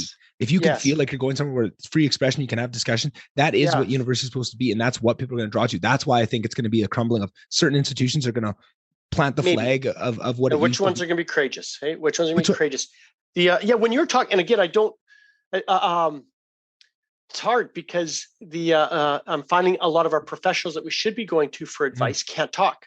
Because there's these incentive structures around. Or there's liabilities or risk of being sued or this, and that. And so it's left to people like you and me. Yeah, I know. Commerce trained people to figure out how to read a scientific study. But it's okay. Maybe that's good. Critical thinking. Maybe it's good. Own your own research. And what does that highlight to you, Ken? Because what it highlights to me is the power of having an unfettered information. So just not having any of those throughout this whole thing of what we highlight is it's not bad people, it's bad incentive structures. So what is a podcast? It's just something where all the incentive structures fall off. The incentive structures are all in here. 150% are all in here, right? You still have to trust me, but now if you want to trust CNN or Fox News or anything, you have to trust that person, then that person's supervisor, and that person, you are trusting a whole set, and it becomes an incentive structure where you're trusting one person. You can make your own judgments. You have now, this is going to be tomorrow. It's going to be 1 year. I will have 75. Well, I'm going to release 2 episodes tomorrow, maybe. So I'll have 77 episodes released in 1 year. I will have over 81 recorded. That is of 2 or 3 hours. You have over like 200 hours of who I am at my most vulnerable to judge me by in those incentive structures. And then you can judge the character of what I'm trying to bring. And if I'm trying to bring this information maliciously and trying to hurt people, I'm trying to help people, right? That is such a different idea. And I think that is so scary to all these institutions that people can go on with a microphone and a camera and have that kind of unfettered access. They can obviously shut down your Instagram streams and your Twitter page to try and stop it from spreading. But at the very end of the day, they can't stop you from doing it. I think that has huge power, and that's just being highlighted. There is, and one of the things they say at the end of that it's called Dark Horse podcast. Yeah. Right. At the end of that, How to Save the World in 3 Easy Steps. At the end of it, he says, I think it's Brett says, there's going to be a prettier way to say this than some saying, but it's like, before you knew, there wasn't an onus on you to share. But now that there's an onus, like when you say you went to your Twitter account and shared, there's a risk to all of us going against the common flow right now that's in public society. There's a risk to us all. I know of family members that are don't talk to each other, and best friends that don't talk to each other anymore. And there must be something, Nick, if in your reading, or if you ever read a book on this, I'd really like to understand this, is that there must be a programming in humans. This is my own observation. It's not scientific at all. That a lot of times we accept things and just say, listen, everybody, the herd's moving this way. Just join the herd because there's safety in the herd. And we don't need to question whether the cups are white every single day or whether they're an off-white. That it's a waste of time. And there must be something, because, like, for example, I think I've talked about before, there's a podcast called Secret History of the Future, where they go back, it was done with The Economist, I think, where they go back and say, like, how do we think about things right now? And how will this impact society? So say, well, let's go back in time to where a similar change was occurring. And let's talk about, for example, they're talking about how will driverless cars change society? We don't know. Everybody's got their theories. Well, let's go back to when the automobile replaced the horse and wagon. Right. And they went back and they'd read articles and what the smart people of the day were saying, and how this is going to kill people. And they see automobiles just go way too fast, and we can't allow these on our streets, just like they're saying about driverless vehicles now. Anyways, so I'm wondering, like, when I think about this, I'm like, okay, it's hard for us right now. We're in the middle. It's so emotional. There's just so much anger and frustration and lying and deceiving and money structures, and liability structures. I think back to Galileo, right? I think it was what was it called? It was based on another fella to say that the Earth, Copernicus or something. Copernicus. Yeah. To say that the world is not the center; it's actually the sun is the center. And he was called in to the Pope and I think he might have been put in jail. I think so, yeah, because he went against the grain. He went against the grain, and that must have been really hard for him. And everybody was saying, just follow the science, just walk this way. And you can see a lot of you and me's would have been going, it's just so easy just to walk, no risk. Don't have to argue. And 8 out of 10 people will pat us on the back and say we're right. And that question you have about where that comes from of that wanting to just join the herd. If you speak to somebody like Brett and Heather, who are evolutionary biologists, and to get back evolutionarily, they go back to the tribe. And if you are if you're in a tribe of 50 to 100 people, you depend on that tribe for survival. Solitude means death. If you get kicked out of that tribe, if you go against and you're on your own, you are dead. Right. You might survive. And that's, and they talk about how that comes. This doesn't ring 100% true. I think there's an egg of truth, but I feel like this gets bandied around a lot. And I think there's some truth to it, but I don't think it's as truthful. I just want to caveat that, because I never like when people throw it out, but it's fitting here. They talk about that fear of the biggest fears in the world. The biggest one, you'd think it'd be heights and all that. It's public speaking. I've heard that. And what they say is the reason public speaking is so scary is because when we grew up in tribes, the only time you would speak in front of the whole tribe, if you're not the leader, is if you were defending your case against getting kicked out and you were going to die, right? Like that is your one solitude. That is your one last chance from getting that ultimate, the ultimate evil of getting cast off from the tribe and go defend for yourself, which is a death sentence, was that, right? And I think that is why, so we have that cultural imperative, and then you have that in different ways echoed along the way through evolution, right? So that Copernicus and Galileo, it's the same echoes of that same thing of stepping outside of what, and it makes sense. And again, not bad people. It's in incentive structures. We have set up society and we all agree to these rules and it works.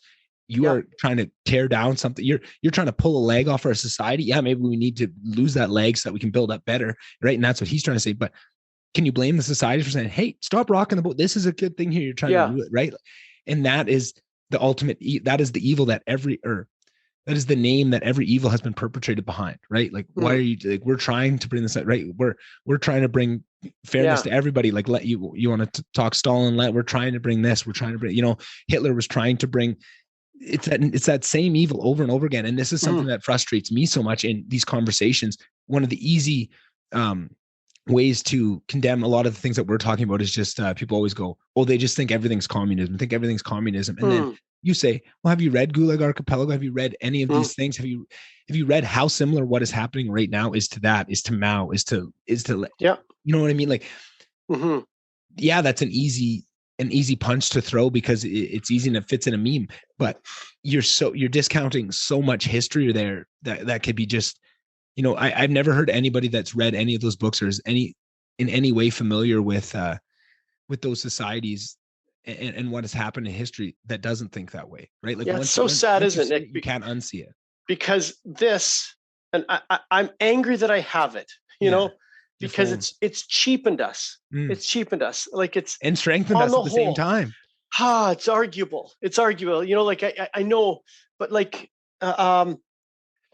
it's, people have the time and they have more information at their fingertips than they've ever had. I'm even like, I've spent a lot of time, surfing Twitter feeds, or and I'm not saying it hasn't taught me things, but like, people, when they're going to go vaccinate their children, you need to get off your phone and do some research. There's an onus. And I can't tell you the number of people around me that say, oh yeah, we just got it done because we want to travel.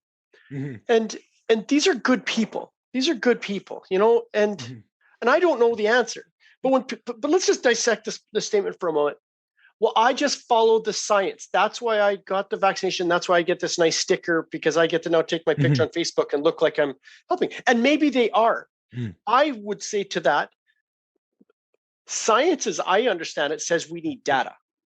Yeah. And to have data, we need time. And before I can make a decision as to whether I should haul in my daughter, who's now, hit puberty, right? These are lifelong decisions. We need time. And I do this about once every month just to make sure I don't kind of get myself too far down a path. Yeah. I go to Alberta's website and I print off their stats and I kind of do my own calculations out of the reportings of COVID deaths. The last time I did this, where's my date? June 13th was my last time. I do it about once a month. As of June 13th, under the age of 20, out of all the people that have labeled having died with or from COVID, I'm not sure about that, but let's just say label the COVID death, 0 under the age of 20, 0 deaths in all of Alberta. And then my brain goes, okay, I've had a friend have to take their kid into the Stollery, right, for their child had cancer. And apparently there is stories and children there that would make you weep, right, in the Stollery Children's Hospital. I bet. And I'm like, okay, when I think about that, man, there are some sick kids. There are some kids that don't eat properly. There are some kids with some hereditary problems. There are some, and we don't have a single death in Alberta under 20. When I think about that, wait a minute. Okay, so my kids, as far as we know, don't have any disease. They don't have any problems. We eat healthy. We do the vitamin D, the zinc, the iodine.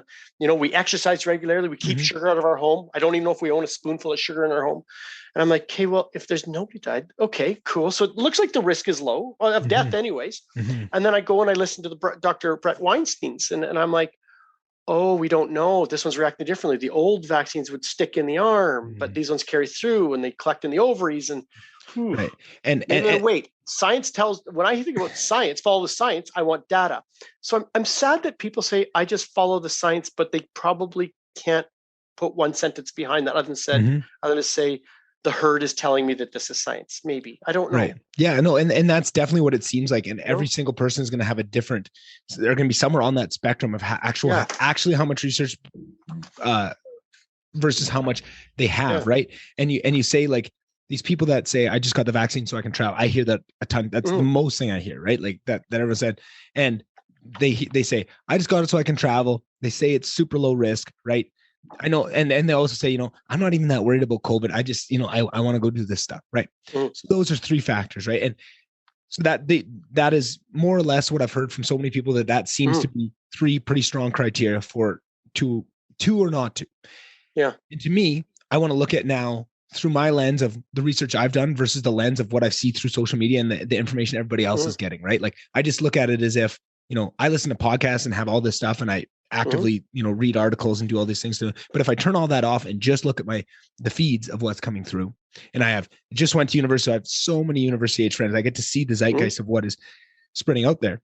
And you look at the differences in information, right? Garbage in, garbage out. We've discussed this before, right? A coding thing. So now when they want to make that decision, the inputs they're taking in on the first one of, I just want to get it to travel, right? That is a fallacy.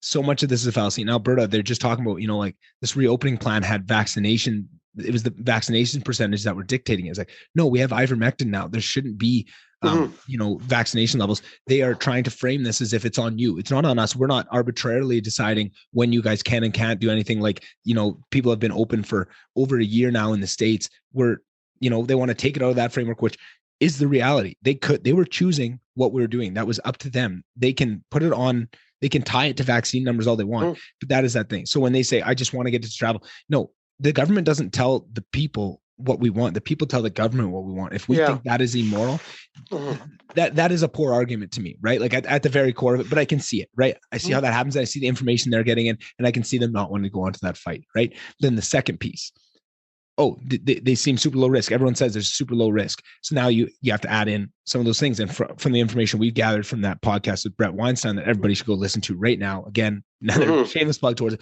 But one of the biggest issues they brought up was, firstly, the underreporting, right? The issues that people are having because of this narrative, nobody wants to bring it back. So the numbers that they have publicly are very low, right? There's also, because of how it's going, Moderna is getting numbers back, Pfizer's getting numbers back that aren't in the public record. They're working with the WHO and these regulatory systems that have been shown to be captured by China from the very start of the disease. They won't even say the word Taiwan on an interview. They shut the whole interview down because they don't want to recognize Taiwan. Just like John Cena had to just speak in perfect Mandarin to his Chinese audience to apologize for recognizing Taiwan, right? Like, they have these numbers. So this is what these guys are saying on Dr. Weinstein's podcast. Not only is it underreported, so the public numbers are off, there's also these numbers that they had access to and they brought up on the podcast of Moderna's numbers and Pfizer's numbers that are showing some very different things and some very different worrying trends, right? Again, but not enough that everyone's going to die. And I'm not trying to scare everybody, but it's something, it should be part of the, if you wanted to ask yourself, are they that risky? That would change your dynamic. It changed my idea of how risky these vaccines were. Then you have deaths.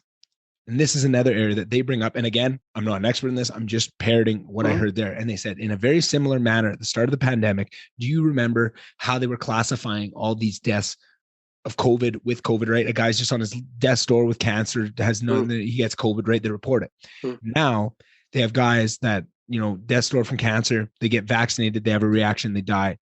That's not a vaccine death. That is it, right? And I agree. I don't think that is a vaccine death. But what the fuck was it before, right? Like, if that, we got to be playing apples to apples if we want to. Right. We need to do that. And then not only that, but now if you're doing that, okay, maybe the one's cancer, maybe one's, you got a kidney transplant that you really needed and you're taking, but you're recovering pretty well. You get a vaccine one. Maybe that one's a little bit different. Maybe you weren't death's door. Maybe that pulled you further back. Where do we draw that line? But what they're saying is that they're being absolutely opaque with this, no transparency in how they're counting this number. They said they're really worrying anecdotal information coming out with how they're counting them. So now the death number is lower. So now they're saying, if you ask somebody how many people have died from this from the vaccine, not from COVID, right? And they say, like barely anyone. There's been a couple, right? And they're saying, no, it's not. It's a couple hundred, right? Like which again, with millions of people getting vaccinated, that's not the end of the world, right? To me, as someone that when I measure the risks, I think the benefits of vaccines, if there's no treatment alternative, I think ivermectin changes all of this, because if you have, a couple hundred deaths versus 0 deaths with ivermectin that treats it the same way, that's uninhabitable, or can't move forward. And that's what these doctors are saying. They're saying what we're seeing and what's going to come out after, we're very sure, is that the levels of adverse effects whether that's deaths, whether that's sickness, whether it's reproductive harm, are at the level where we would stop. If this wasn't had all this politics around it, these would be stopping levels. Yeah. I'm not even saying that, Ken. I don't even think any of that matters. The argument, and this is why I want to bring this argument full circle. They might, as doctors might argue, this is stopping levels. I don't even think so. This is a pandemic. We have to figure some things out, and you want to leave options on the table. If people want vaccines, but they need to be armed with those risks. Those numbers need to be there. And now you can make the accurate decision. Do I want to travel? Is this risky? And whatever third priority I put on them. But what kills me is that, okay, they're showing that information. So now all these people that are saying, no, it's safe, it's safe, it's safe. Well, you don't even have half the information. It's very clear that there's tons of information for reasons they laid out in the thing aren't being brought to you. And they'll come out and release these numbers, 6 months down the road, but by that time it's too late. And now what if you vaccinated your kid the day, this is what I think. What if you vaccinated your kid the day before that podcast came out and then you watched it? Well, I'm trying to like my wife, we talked about this a lot, and maybe after this we can jump onto something else. I should have told you the truth when you said, how am I doing when you started? The truth is, I'm actually really stressed about this. Yes, me too. I'm really stressed. Me too. Super stressed. Yeah, and it's really odd things happening in society right now, and I'm yeah. So don't want to go too far into that path, but is it? I'm so thankful you put me on to Dr. Brett Weinstein because like there so the wife. What's causing me stress is that I'm by nature a person that likes to help. I'm by nature the person that likes to help I mentioned that looking up to the hockey players would make sure that the weakest kid in the hockey team got some ice time. That's me. I when I was younger, oh boy, well, you were from Northern Alberta. We're from Lloydminster. If I came out of the bar when I was 19 and I seen some big steroid fella beating up somebody small, I was the one that had to go in and say, leave him alone. I know you could do what you want with me, but I'm not going to let you. And there's just something in me. I'm the oldest of 6 kids. Maybe that's my programming. But I'm just somebody that likes to help and stick up for the little guy. And then we have friends that are good people that we really care about, that just go off and get the vaccine. And the reality of it is, time may tell that they were right and I was wrong. Yeah, very much. But time will tell us that. And you're dealing with your children, and your children are your most precious asset, or society's most precious asset. And I think that herd thing that we're talking about, while it may help us a lot of times right now, I think there's greater risk that it causes long-term problems. And my wife says, Ken, like these people, we have to talk to them. I said, well, first of all, we're not PhDs in immunology. We could be wrong. And the fact is, the internet, you can Google this and find, if you want it, it's to everybody's fingertips. And we all have to own our decisions. Just like I know that having, I'll tell you one of my bad habits. I have a telescope that I like to stare at the moon on sometimes. And when I was a kid, my grandpa would smoke a cigar, and I've always loved the smell, or a pipe. I always loved the smell of a pipe. And it's just one of my things. The odd night I'll take an ounce of scotch and my pipe, and I'll sit on the back deck and I'll stare at the moon. But the pipe is bad for me, and the scotch is bad for me. And I can Google this all and find out that it's bad. And I do it anyway. So maybe they could judge me in return to say, yeah, well, we don't smoke, Ken, and you do. Yeah. Very true. Very true. So in fairness, everybody, I keep coming back. It's just got to be freedom of choice, but use your critical thinking. And when it's your children's health, like if I go get the jab, that's on me. But if I make a decision for my children and say, children, I've done some thinking for you. Dad's told you, get in that lineup. Boy, that's a heavy one. And, it is. So some things for your listeners, and then we can maybe jump off this because for sure. Yeah. Is that early on, first of all, I was scared early on. And then I was like, I kind of took the Western rural country boy way of going like, this is nothing, right? Yeah. Everybody's running for the hills. They're scared.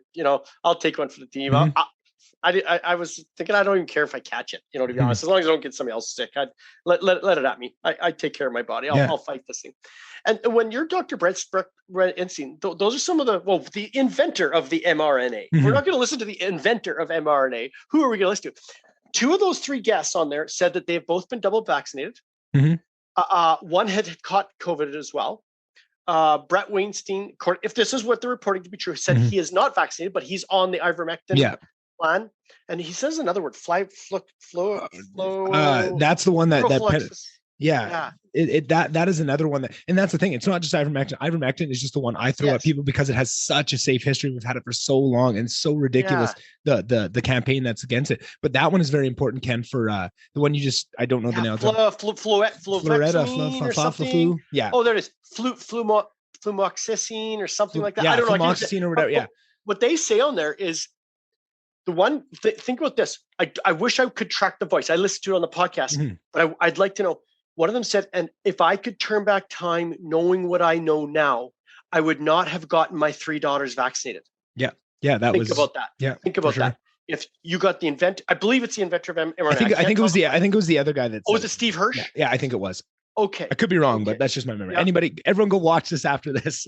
Yes. So you got these people in a room that got the vaccine. And the other thing that hit me with them is they said, this is serious. Like this is, I know the statistics. Well, I got it right here. In Alberta so far, 2,270 people killed as of June 16th. So 2,000, there's a lot of things that kill 2,000 people. So this one doesn't really make me go, I need to hide in my basement. But when the smartest people go, no, but this can wreak some havoc. It's not the inflammation, or it's not the spike protein, it's the reaction to the spike protein. So now my mom and dad are getting older. I'm like, oh, some of the smartest people are saying this is serious. And then they talk about ivermectin and this other thing.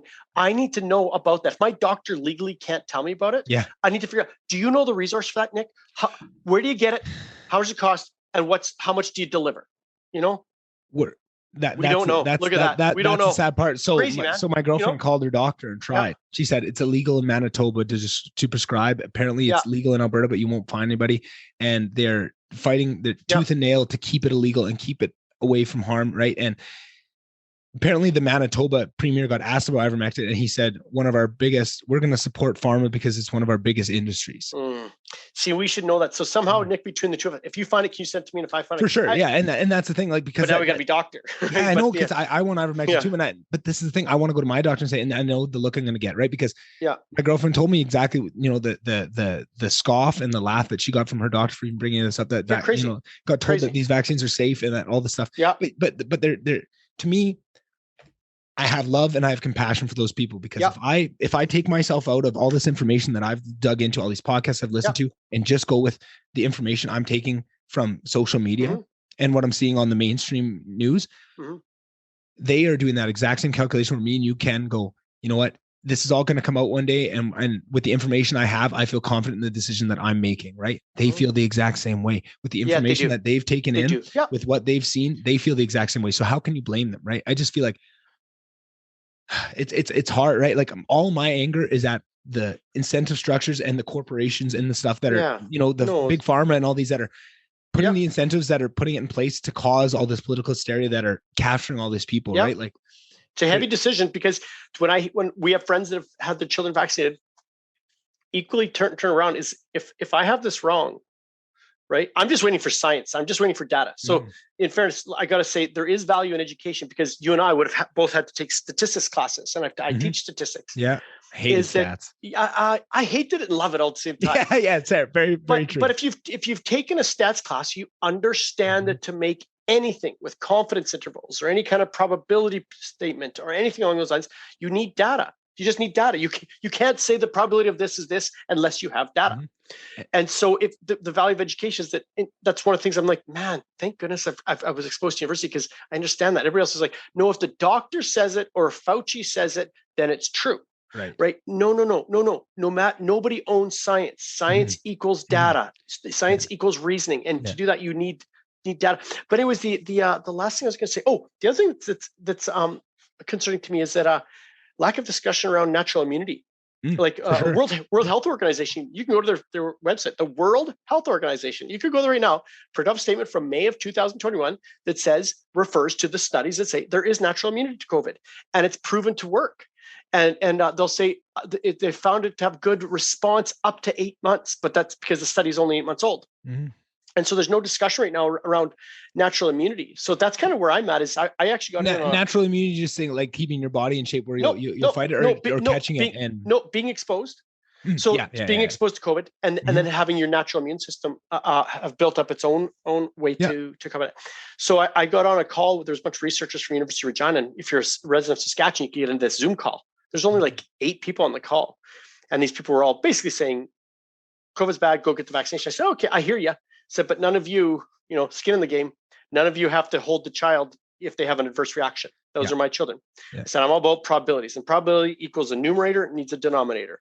A risk of this out of this if I do the vaccination, a risk of this out of this if I don't. What's my number if I don't? What's my number if I do? Because I said, here's one of the things that I need to consider is I want to have my children tested to see if they've already been exposed.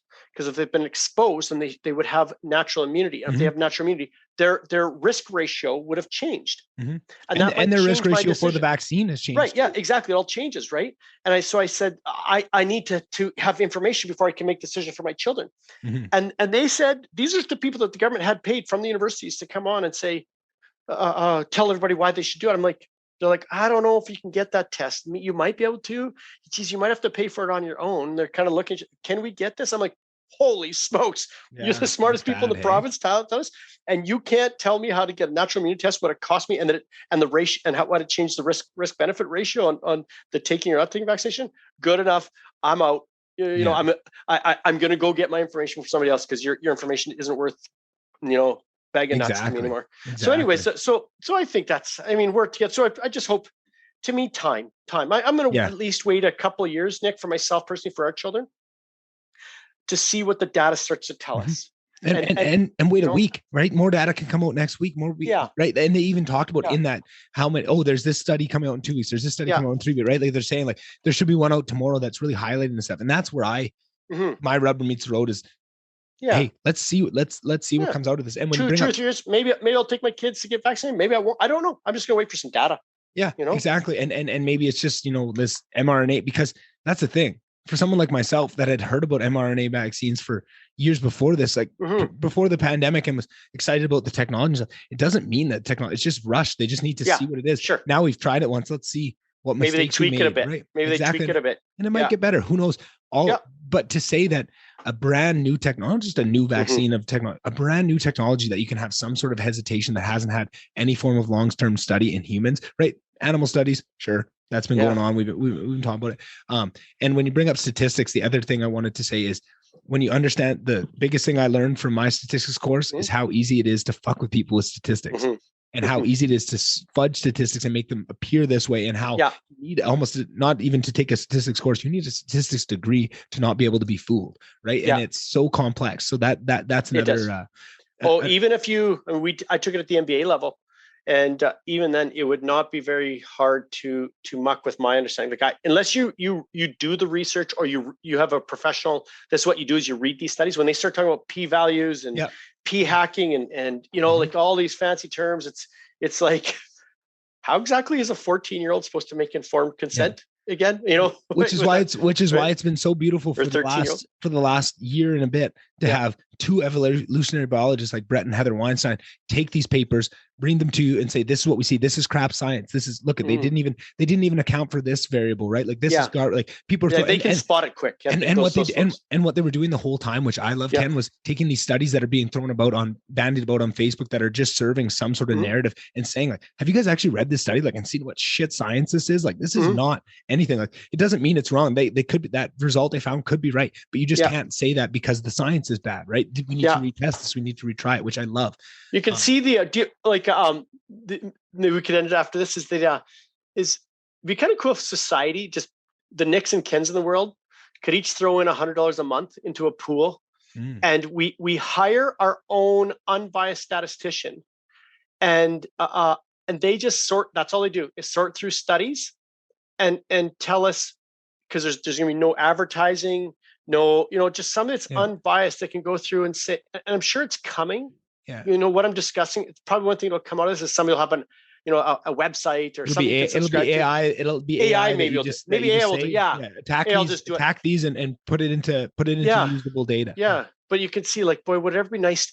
That's what I'm missing, is somebody who isn't restricted under their professional association, isn't afraid of being sued, is free to speak, and is unbiased and doesn't have a pill to sell or like just to say, here's the information. Here's what the information tells us. I went through the last 28 studies that have been produced over the last 90 days on this topic, and here's what the most recent data is saying.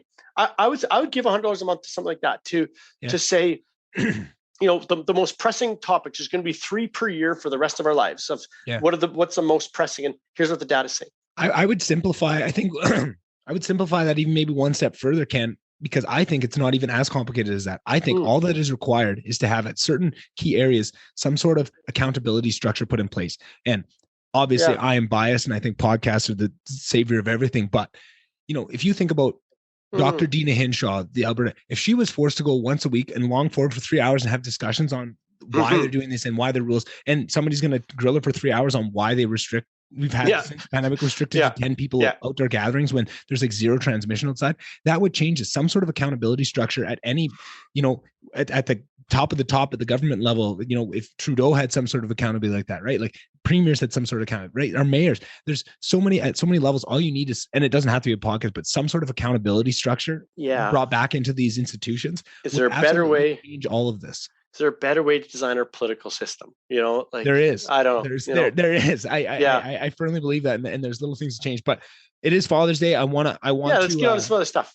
Yeah, and the main thing, what I wanted to have you on, and something that I don't think we really got to dive too far into the first time you're on, something I was really excited to, and I knew we had so much, and there's clearly so much we won't get to, but it's fatherhood and the value systems and family, and that was something that was quite apparent to me from the first times when I'm trying to think back where I first heard you. I think it was when I found Sean, and I went back and heard that first episode. It sounds like he kind of jujitsu'd you into it, and you weren't too about it, but to hear your value systems and how much it matches my own, and how much you seem to be further along a path that I just found. It seems like in the last couple of years, I've found this path towards family and the value in it. And it came from actually Brett Weinstein's, it came from a lot of people, but his brother, Eric Weinstein, who is an amazing mathematician. He's putting his theory of everything out. He's already got in some trouble. He was canceled, wasn't he? There was issue around Eric Weinstein, wasn't there? He always tries to get canceled. He's just hyper intelligent. I remember him coming up on something. But anyways, keep going, Nick. Yeah. And he was talking about he just spoke articulately about the value of family and raising kids. And he had his son Zev on his podcast, and you got to see what he did. I'm so amazed by Eric Weinstein and his brother and all these people, but just of what he's done in his life and what values he stood up for. And I've just been blown away with him at every interval. I never thought I could hold him in a higher esteem. And then I saw his son come on, and I heard his son talk at 16 years old. I think it was his 16th birthday, maybe in 15th, his birthday, to hear the intelligence and the beauty and obviously kids come out of the box with certain dynamics, but just, it showed the value of what you could do by bringing a child into this world and shaping them and molding them to be a good person. And the ripples that can have is going to be so much more than you could ever do, right? Like, I feel like I have these huge goals for myself of what I want to accomplish in the world and what I want to bring to the world and how I want to help people. But even that is going to be capped at a certain level. But if I bring kids and I raise them the right way, they could do a million other things, right? And they could take to that. And it really changed me. And then that in having that arrival, it kind of changed my whole life into now the things I'm doing, I want to do to better myself. I was always, I had a lot of ego about who I was, and I was very selfish. And I always kind of had it in my head of like, I really love kids. I always love kids. I love playing with kids. It's always been a part of me, but I'm also super selfish and I love my me time. And I was thinking like, man, I don't know about kids, and where that added value comes in to tip it over those scales to make my more selfish instincts taken over by the beauty that can be wrought. And, now I feel like so much of when I'm working on me and trying to get my anger under control, or trying to try and balance my ego and all these things, now it's in service of, so that when I have kids one day, I am a better person to bring them forward. And I'm curious, with someone like yourself that has family as such a core value, where does that come from in you? What does that give you as a person? Like, what does that allow you to walk through the world with, those values that you've learned from raising your own family and those love dynamics between you? What does that give to you? Because that's kind of what I'm I feel like I'm already sold on it. I'm going to have kids for sure one day, right? Like that is something. But for those people that maybe are sitting where I was a couple of years ago, where they just haven't got over the crest of what that value is of bringing kids into this world and doing it right and having the value and how that holds you to your own personal value system.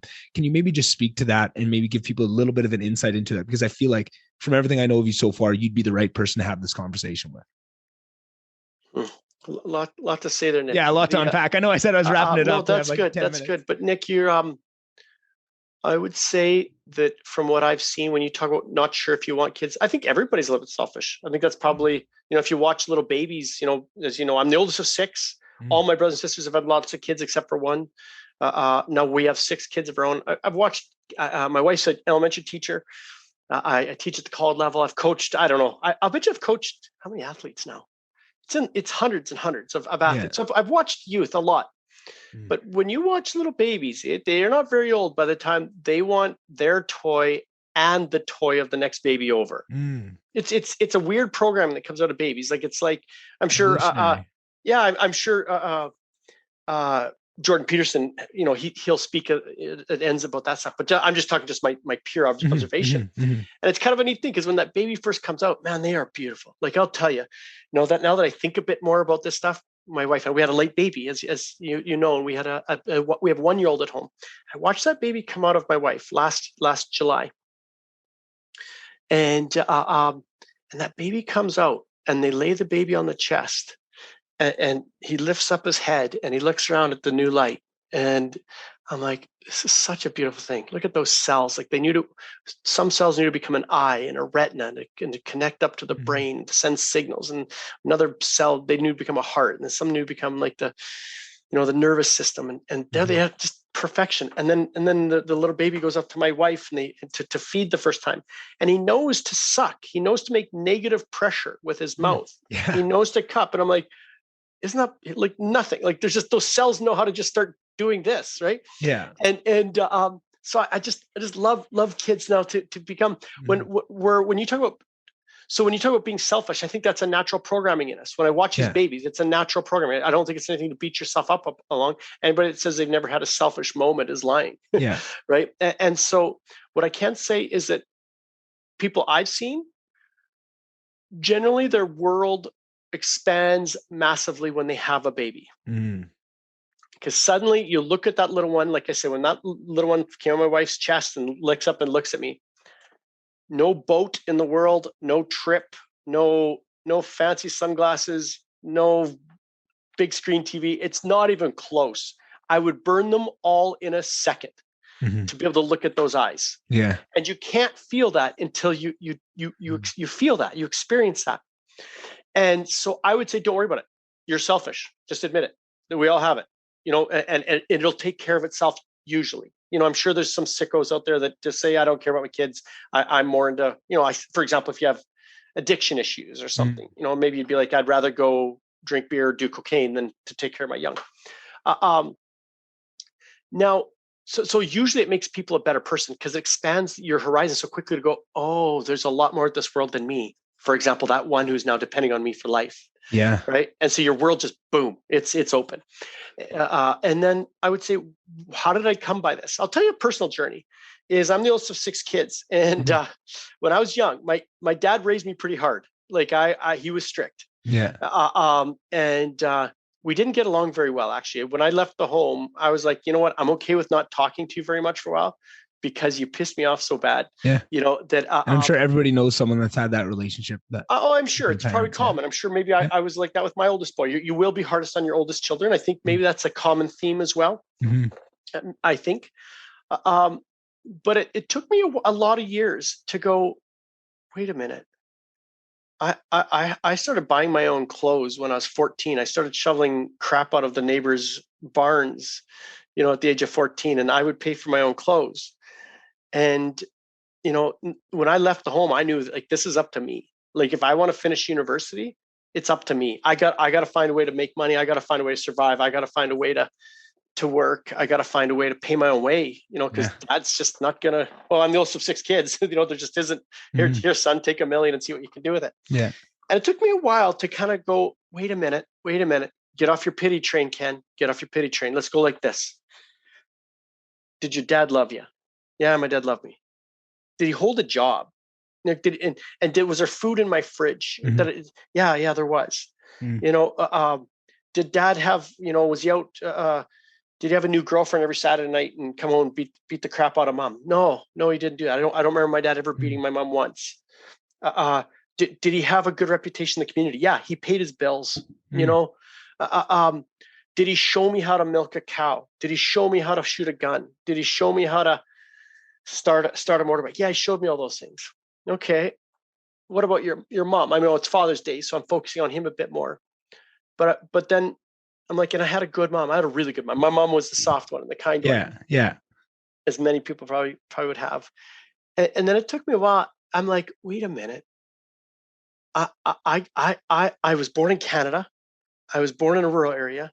I just said all the things that my dad did for me. I had a kind mom. Man, my dice were loaded.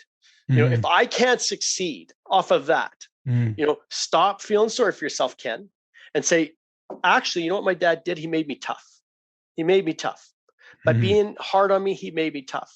So now for me, like I'm just a tough individual. Like I don't mean physically tough. I mean like I can stand and go against the stream and talk about I'm not vaccinating my kids until the data tells me to. Yeah. And I'm not scared. I've never been without a day in my work. The worst of economies that I've ever seen.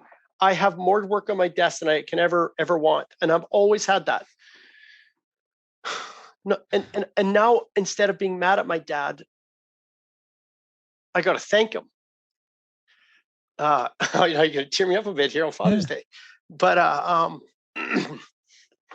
the goodness that we have isn't, I think a lot of it isn't from, just got to dry myself up here. No, it's all good. I'm going to be right there with you. Don't worry.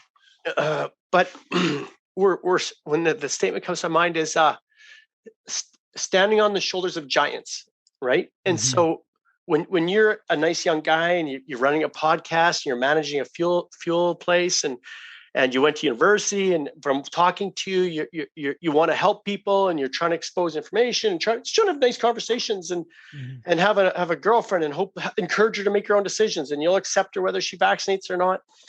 You think about it, we owe a lot of thanks to those that came before us. Yes. Right? Yes. Being our fathers. And so so a lot of who I am, I have to thank my father that I was angry with.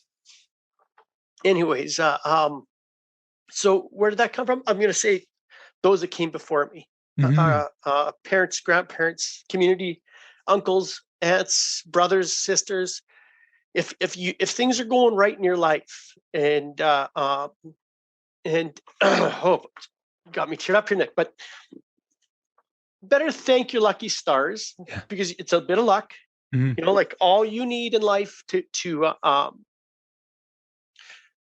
have things go south is one drug addiction, one suicide in the family, a layoff and a bankruptcy, so in your family lines, what if my dad would have went bankrupt and mom would have cheated on him and dad would have started drinking heavy and maybe gets into drugs and maybe he dies of suicide and suddenly my life is, and I'm not saying people can't battle back from that because we watch people are incredibly resilient. People can come back I guess what I'm saying is I'm very thankful for my father, for my mother, for everybody that's around me, anybody that's ever supported me, believed in me, was hard on me, forced me to do difficult things. So I'm going to give a lot of credit, Nick, to our educational system, to my teachers, my coaches.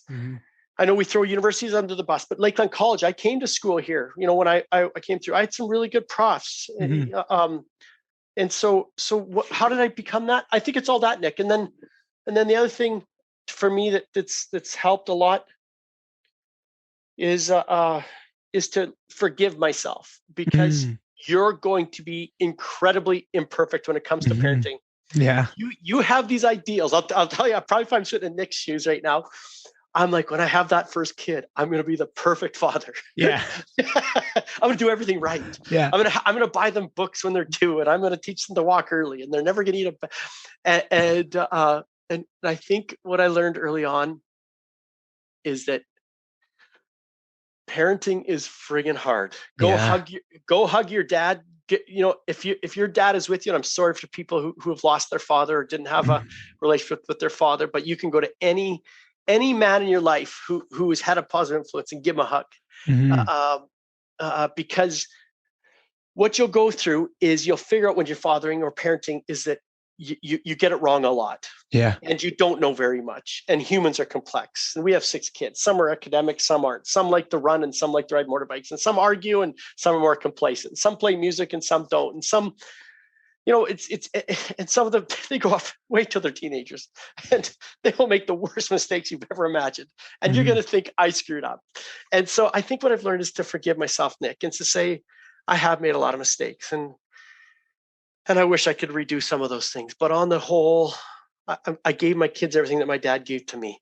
Wow. I coached them and I loved them and I pushed them to go hard. And we had food in the fridge and I've worked my butt off to put.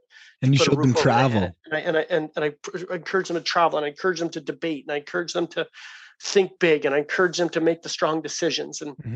And I screw up a lot. And so, but when they say it, it's up to them now. When they hit 18, I can look myself in the mirror and go, for where I was at each point in my time of when I was raising them, I did my best. Knowing I screwed up a lot, but I did my best. You mature and you become a lot wiser as you age. Me as a father now is much different than me as a father at 23.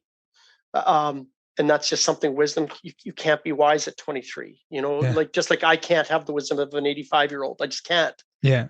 Because I haven't been there. I need to walk there and someday I'll get it. So I think what I'd say is open your ears to those that have gone before you, to learn what you can. And then one other thing, Nick, I would say is that I read a book when I was younger and they say, even if you just get one good idea out of a book, it was worth its while, is The 7 Habits of Highly Effective People. Yeah. I know it's kind of a cheesy book, because it's all one of these. That book has helped a lot of people. It has. And one of them is start with the end in mind. And reverse engineer. So what it taught me is I did it, and my wife did it. We both did it. Is went and wrote down, okay, here's my life at 85, and I'm recently learning I've got to rewrite that because that's saying I plan on dying at 85. Yeah, gotta be careful what you plan, what you state, right? But if I say let's go to 100 then, or whatever age you think you want to live to. How when you're my number's 85, so I'll just keep going with my story because I got to rechange it in my brain. It's fake if I do it right now. Is I've got this picture in my brain. I've done it since I was probably 25 years old.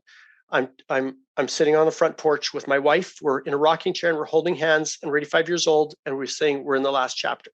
And we get to look back and say, we held it together. We went through some highs and lows in our marriage, but we held it together. And I loved you every minute. Yeah. And you love me every minute. And I thank you for that. And then we got to look at each other and go, how about the kids? How do we do? Right. And I want to look back and say, I did the best I could with each point and forgive myself for the things I did wrong. But I want to live with as little regret as possible. So that's really been a really big steering principle for me, Nick, is when, and you'll have them. If you get married, anybody that says they haven't had struggles in marriage, they're lying too. Some are greater than others. Is some days you'll be going through marriage, you'll be like, are we going to make it? Are we going to make it? And I'm like, when I'm 85, I'm going to look back and say, effing rights. Yeah. We made it. We effing made it. When it was hard, we buckled down. We said, I am mad at you right now, but I commit to you. And so with all those, I think those are my thoughts. I've let you into my head a little bit, Nick, and I'm sorry for turning up on you. No, hey, see them coming out of my face. Okay, too. cool. I'm a softie, right? Like, and there's so much in that. And I know we said we'd kind of cut her here, but I have so much I want to say on that and everything. Give her. No, go. I'm good, Nick. Let's go another 15 minutes. Okay. So I hear so much in listening to that story. I hear so much parallels to mine in some of the younger times and some of the things that I've gone through that exact same thing of, that frustration with your parents and then that transition towards you start to realize all that they did for you and what they brought to you. And you remember that they had, cue cards with words on them all around my room at, 2 years old. And I could read at this level. And and every night they would sit with me and do these things. And it gave me this love of, and then my mom would read Harry Potter to me when I was probably way too young to understand it. Right. So we're in grade 3 and I'm reading, full on novel, like, teenage novels in grade 3 and stuff. And that gave me such a love for story and such a love for all these things. And I was such, like, now looking back, I was such a wild child. Like I often want to ask, like, my mom teaches special ed, and I wonder if she changed that in just seeing me as a kid and be like, I don't even know if this kid is, again, right? Like, because I was so odd and I was so pig-headed and so run, like I don't even know if they knew what they had with me.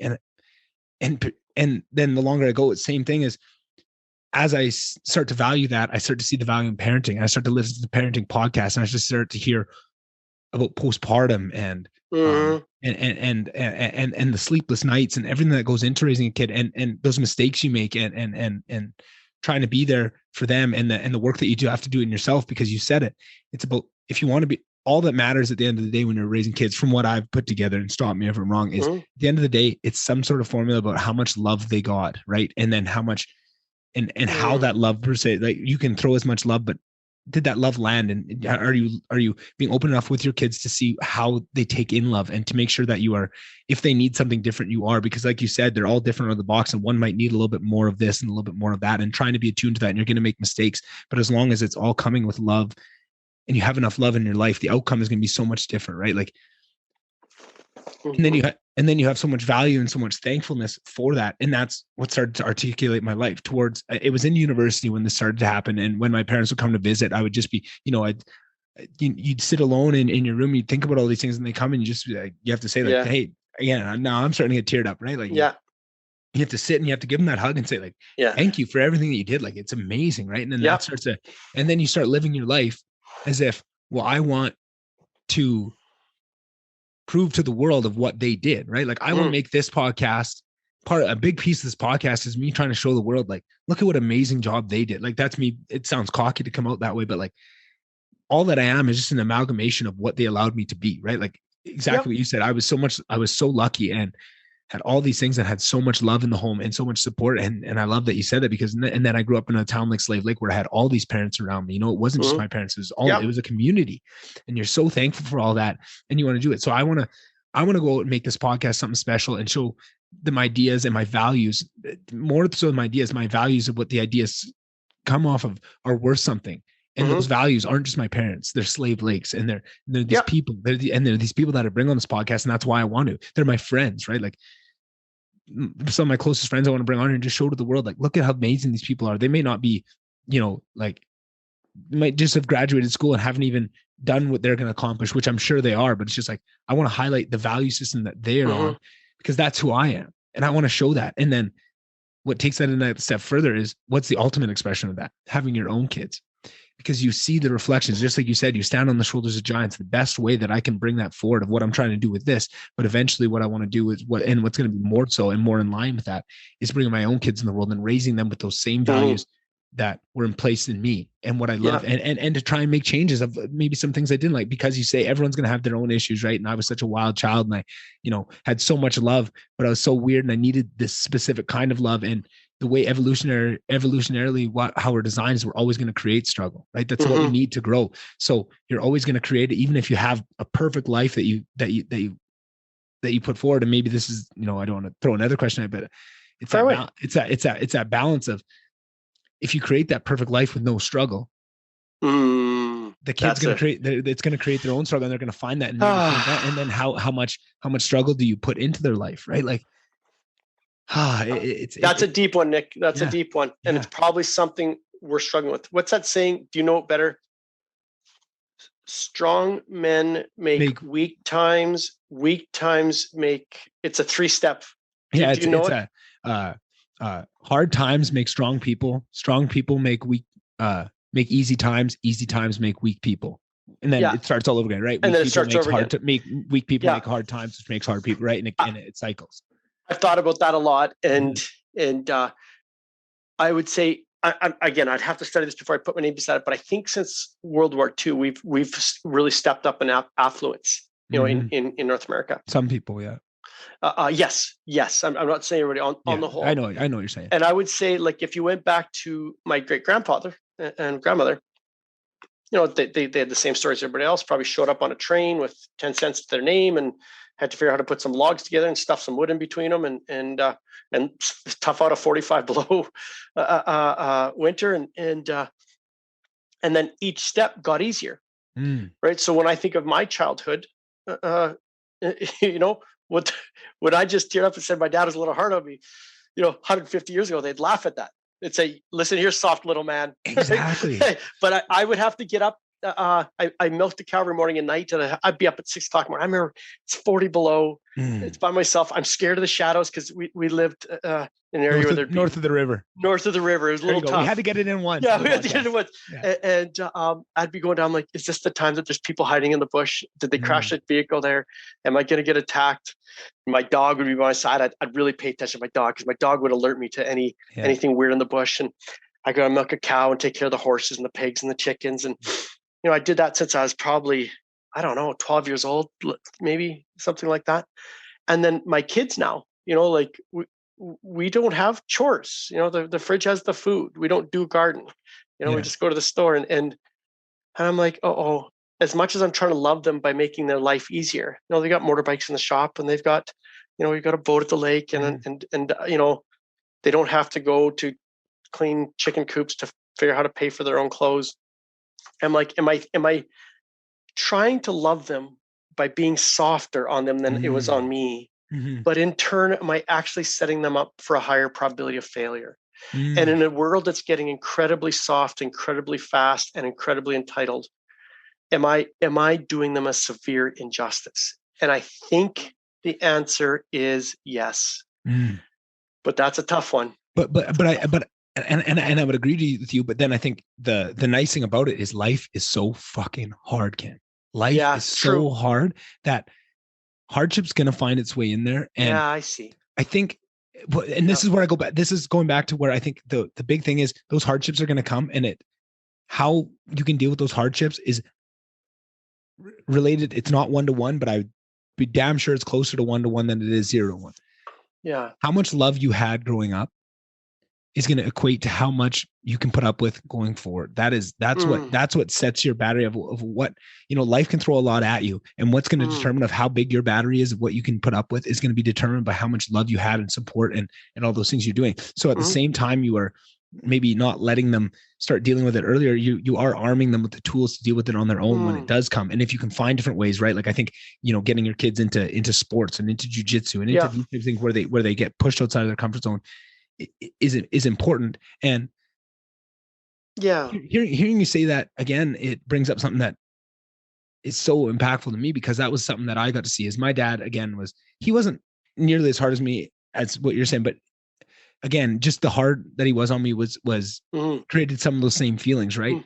And there was some animosity or whatever it was. But then you get to a certain age, and then you look at his parents, and they escaped out of Germany after the war with nothing, didn't speak English, just came over. And when you understand their life and what came into them, and then you see how they're raised. And that's who raised your father. Exactly. Right? And then, so now I see how he was raised and what he got and the values that were instilled in him that I see in myself and I can see in my grandparents. And then I sit there crying because I didn't get this very weird, niche, specific type of love. They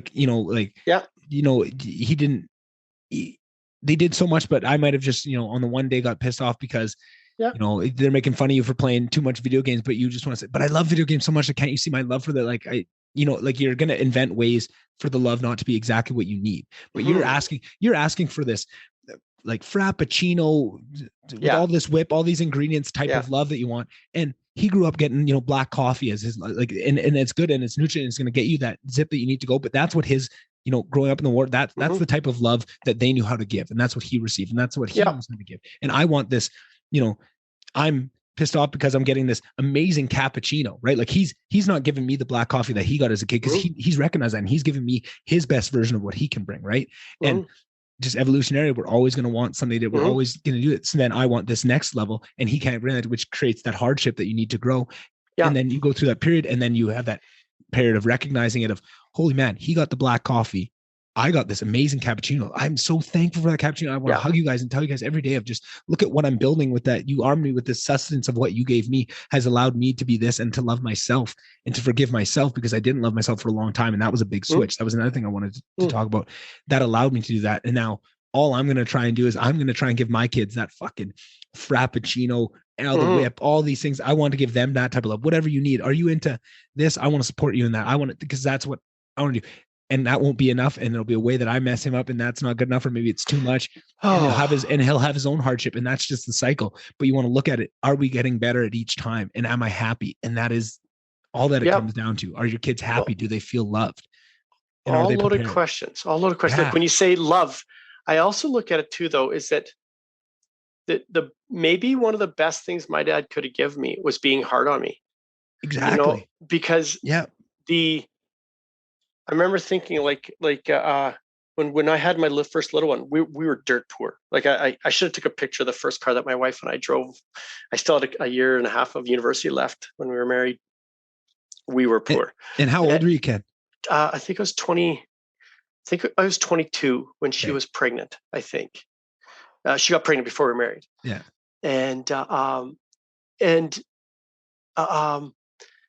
with that feeling that my dad was like, hey man, I gave you the roof, I gave you the food, the rest is up to you. Mm-hmm. I didn't have that safety net if around me. Mm-hmm. And I think that's the best thing I could have had. Like, it's like when you say love, but by my dad being hard on me, it chiseled me. It's like, and now that I do martial arts, it was love. It was just a different. Yes, because he never took me out behind and beat the living shit out of me. Mm-hmm. Like he never came home in a drunken stupor and told me I'm the biggest loser he's ever seen. And some humans will have been, somebody listening to this podcast might have been true that way. And maybe they'd say, no, even that can be positive. Yeah. Even that can be positive, depending on how you frame it. It just wasn't my experience. But when I look at jiu-jitsu now, it's why one of the reasons, as I have my kids into jiu-jitsu, kickboxing, light MMA, is to experience hardship. Yeah. Because maybe I can't deliver it in the way that milking a cow in 45 below weather can. Yeah. But you need to experience drowning and find your mind to say, I can still survive even under extreme stress. So we're trying to replicate in other ways. And so my dad, without realizing at the time, made me kind of look around and go, well, it looks like this is on me. Yeah. So it looks like I better work hard, really hard. Yeah. And that was maybe it's love and work ethic. And something else is, it's good to talk. It's good for men to talk. Mm-hmm. We don't talk enough, I don't think. Yeah. And if any of your listeners are struggling to forgive their fathers, another thing that helped me, Nick, when you talk about your dad, maybe pissing you off at time, it's natural. You can't have a 17-year-old boy in the house and a father and never butt heads. Yeah. It's just not possible. Mm-hmm. It's probably natural to where the young man wants, and young women. It's part of forcing. They're saying, I need to grow up now, mom and dad. I need to piss you off. I need to make my own decisions. And I'm going to tell you that, what you don't want to hear, and I'm going to do my own way, and you got to be able to go. So anyways, is that I used to look at the way my dad raised me through my simple child lens. Yeah. Which was like, Dad, sometimes you're inconsistent. Some days you're impatient. Some days, Dad, you're an asshole, And now that I've come through it and I'm gaining the wisdom of a man in his 40s, is I'm like, yeah, it's because sometimes you have your personal stresses and your own personal worries, and work sucks, and you had an argument with somebody, or you got a health diagnosis that's stressing the living shit out of you, and you can't tell the wife or the kids about it, or you know what I mean? Yeah. And so some of those days that your parents might have been on their worst behavior from your childlike perspective might have been on the day that, I found a lump once on my rib cage. I was freaking out that it was cancer. It turned out to be fat. It was benign, but I had to get it cut out. But so for 2 weeks while I'm waiting to go in and get it tested, I'm like, am I going to leave this family fatherless? And so when the kid leaves the cookie crumbs for the 18th time you're like, come on, pick up, and it's like, but you're a child. You're not thinking in those terms. So if that helps some people to forgive their fathers, it was me, because there's no way that my dad had never gone through any of those days and came out. And that's the day he was a little harder on me. So anyways, so lots of thoughts, Nick, lots of thoughts. Nick, am I covering off what you wanted to cover? You covered off absolutely perfectly. And I think I have one little thing that can tie it all back together of everything we said today. So it seems like from everything we've covered, from parenthood to all this, there's one rule that can help them all, right? With COVID, with all this stuff, with the division we see, and it's compassion. The biggest thing, the biggest thing you can do if you want to walk through the world is if you want to be able to love other people and have compassion for the people, you have to have it for yourself. And that's hard to do. But having compassion for yourself makes it easier to have compassion for other people. Having compassion for other people helps you have compassion for yourself. If you try and live everything with compassion, you do better. So if you need to live life having compassion for those people that are just pushing the vaccines without doing any research, because you have compassion for what they've been fed and that they are doing their best, and they maybe they got a lump they don't know about, maybe they have all these other stresses, and that's just all they can do. All the mental acuity they have is already allocated, and they can't go into any more research. Have compassion for them, and have anger for the systems that put them in that situation where that was what they're doing, right? Have compassion for your parents, have compassion for the situation that you were in.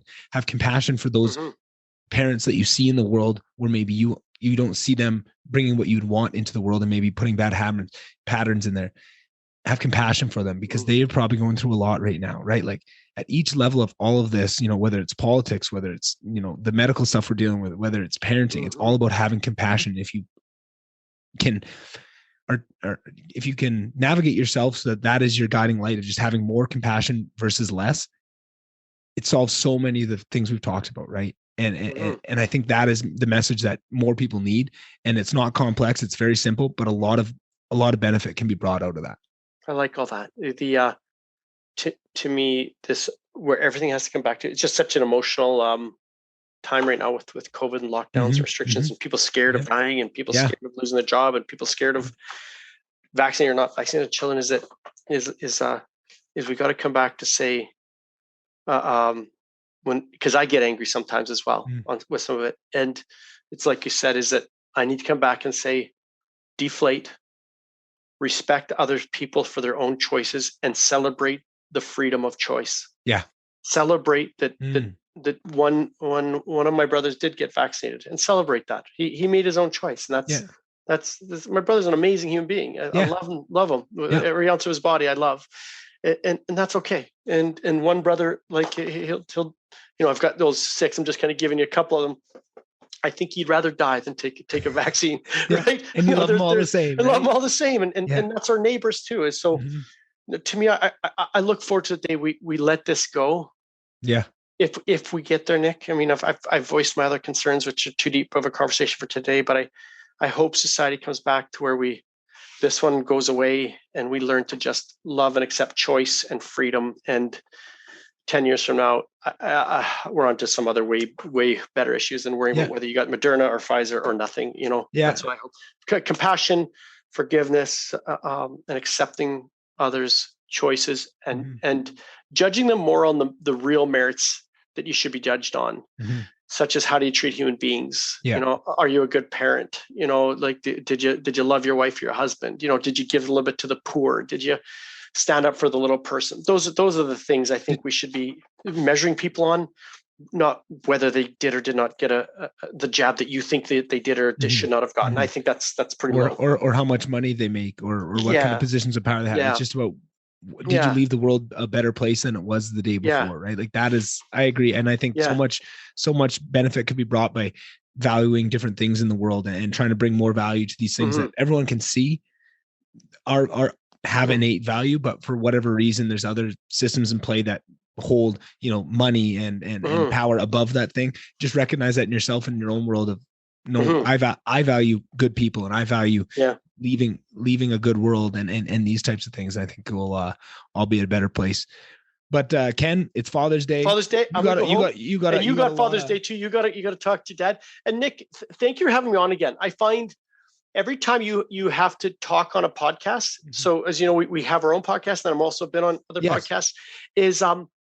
It forces you to stop and pause and go a little deeper. Yes. And thank you for taking the time and the interest to have me on again.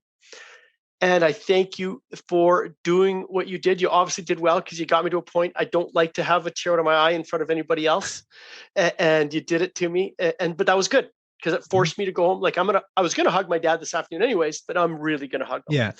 And I'm also going to, I have thanked them once, but it's on my heart that before I lose them, I've got to repeat everything I just said to you to his face. Yeah.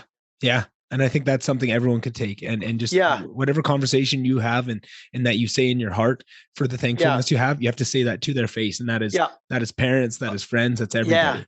Yeah. My wife's, maybe I'll finish with this and then we can go, is we lost my wife's mother to cancer a few years ago. Sorry. And she's a really strong lady, amazing lady. Mm-hmm. Anyways, the plus of having cancer in our example, her and I butted heads a little bit when you were young, Mary. She's a very strong, opinionated lady. Mm-hmm. And when she had her cancer, I'm like, okay, we know we're going to lose her. But you know what I'm going to do is I'm going to sit down. I'm going to give it straight to her. I'm going to tell her how much I love her, how much I respect her. I'm going to tell her I forgive her for every time she butted her heads into her marriage and pissed me off. And I'm going to ask for forgiveness every time I pissed her off. And we're just going to put it all on the table. And that I'm so thankful for that opportunity. Yeah. And sometimes you don't know when you lose a loved one, so I guess where I'm getting is I'm talking myself into my own solution is that my dad could go have a heart attack tonight, right? Or of something in the week.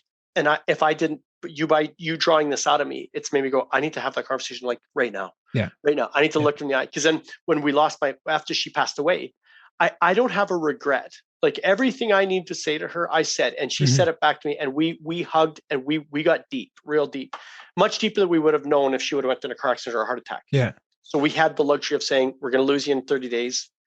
Let's have a raw conversation, and so I think it's good for us to have those raw conversations before it's too late. Cause then you got to have some regret. Nick, I encourage you to become a father when it's ready. Yeah. I think you'll be an amazing father. Thank you. I appreciate that. Thank you for having me on. I'm okay with doing it again. This is wonderful. If your listeners liked it, I'll do it again. If you have everybody come back and say, not bad, but I'll never listen to it again. I'm not insulted if you never have me on again either. I think I'm going to have you on, and not far in the future, because we didn't talk about bike for breakfast where he just bikes, 1,000 kilometers. We didn't talk any MMA, any jiu-jitsu, any hockey. I mean, we're going to have to do this again soon. Maverick Party, right? There was so much we Dan Carlin, he just finished up his series on the Japanese theater in World War II. Incredible. I know you're a Dan Carlin guy. But I love that. So we'll have to do it. We'll have to do it again soon. I'm sure we will. Yep. Until then, people can find you on the War on Weakness podcast. You're a great follow on lots of social medias. You share lots of important information. Everyone can find you there. We'll link to a couple things, and then we'll have you back on again soon to have this type of conversation. And I'll email those links to you right now, Nick. I'll hop off and I'll send you those 2 links. Nick, wonderful, man. Have a good day. Thanks so much. Chat. Enjoy your Father's Day. See you, Nick. Bye-bye. Bye-bye. All right. I hope you guys enjoyed that episode, and I hope that that intro, whether you guys listened to it or skipped it, didn't overshadow what a great conversation that was. It's kind of poor timing that all this stuff is going on, and they kind of just had to get that those thoughts out in the intro there. But after that, back to normal things. Got a really hot lineup of episodes coming your way. I have a bipolar lawyer that just started her own firm. Fascinating. I have a DJ that's just making some tunes. I had a great talk about that. Had some more MMA guys on. So lots of really good stuff to come, and I hope you guys are enjoying this.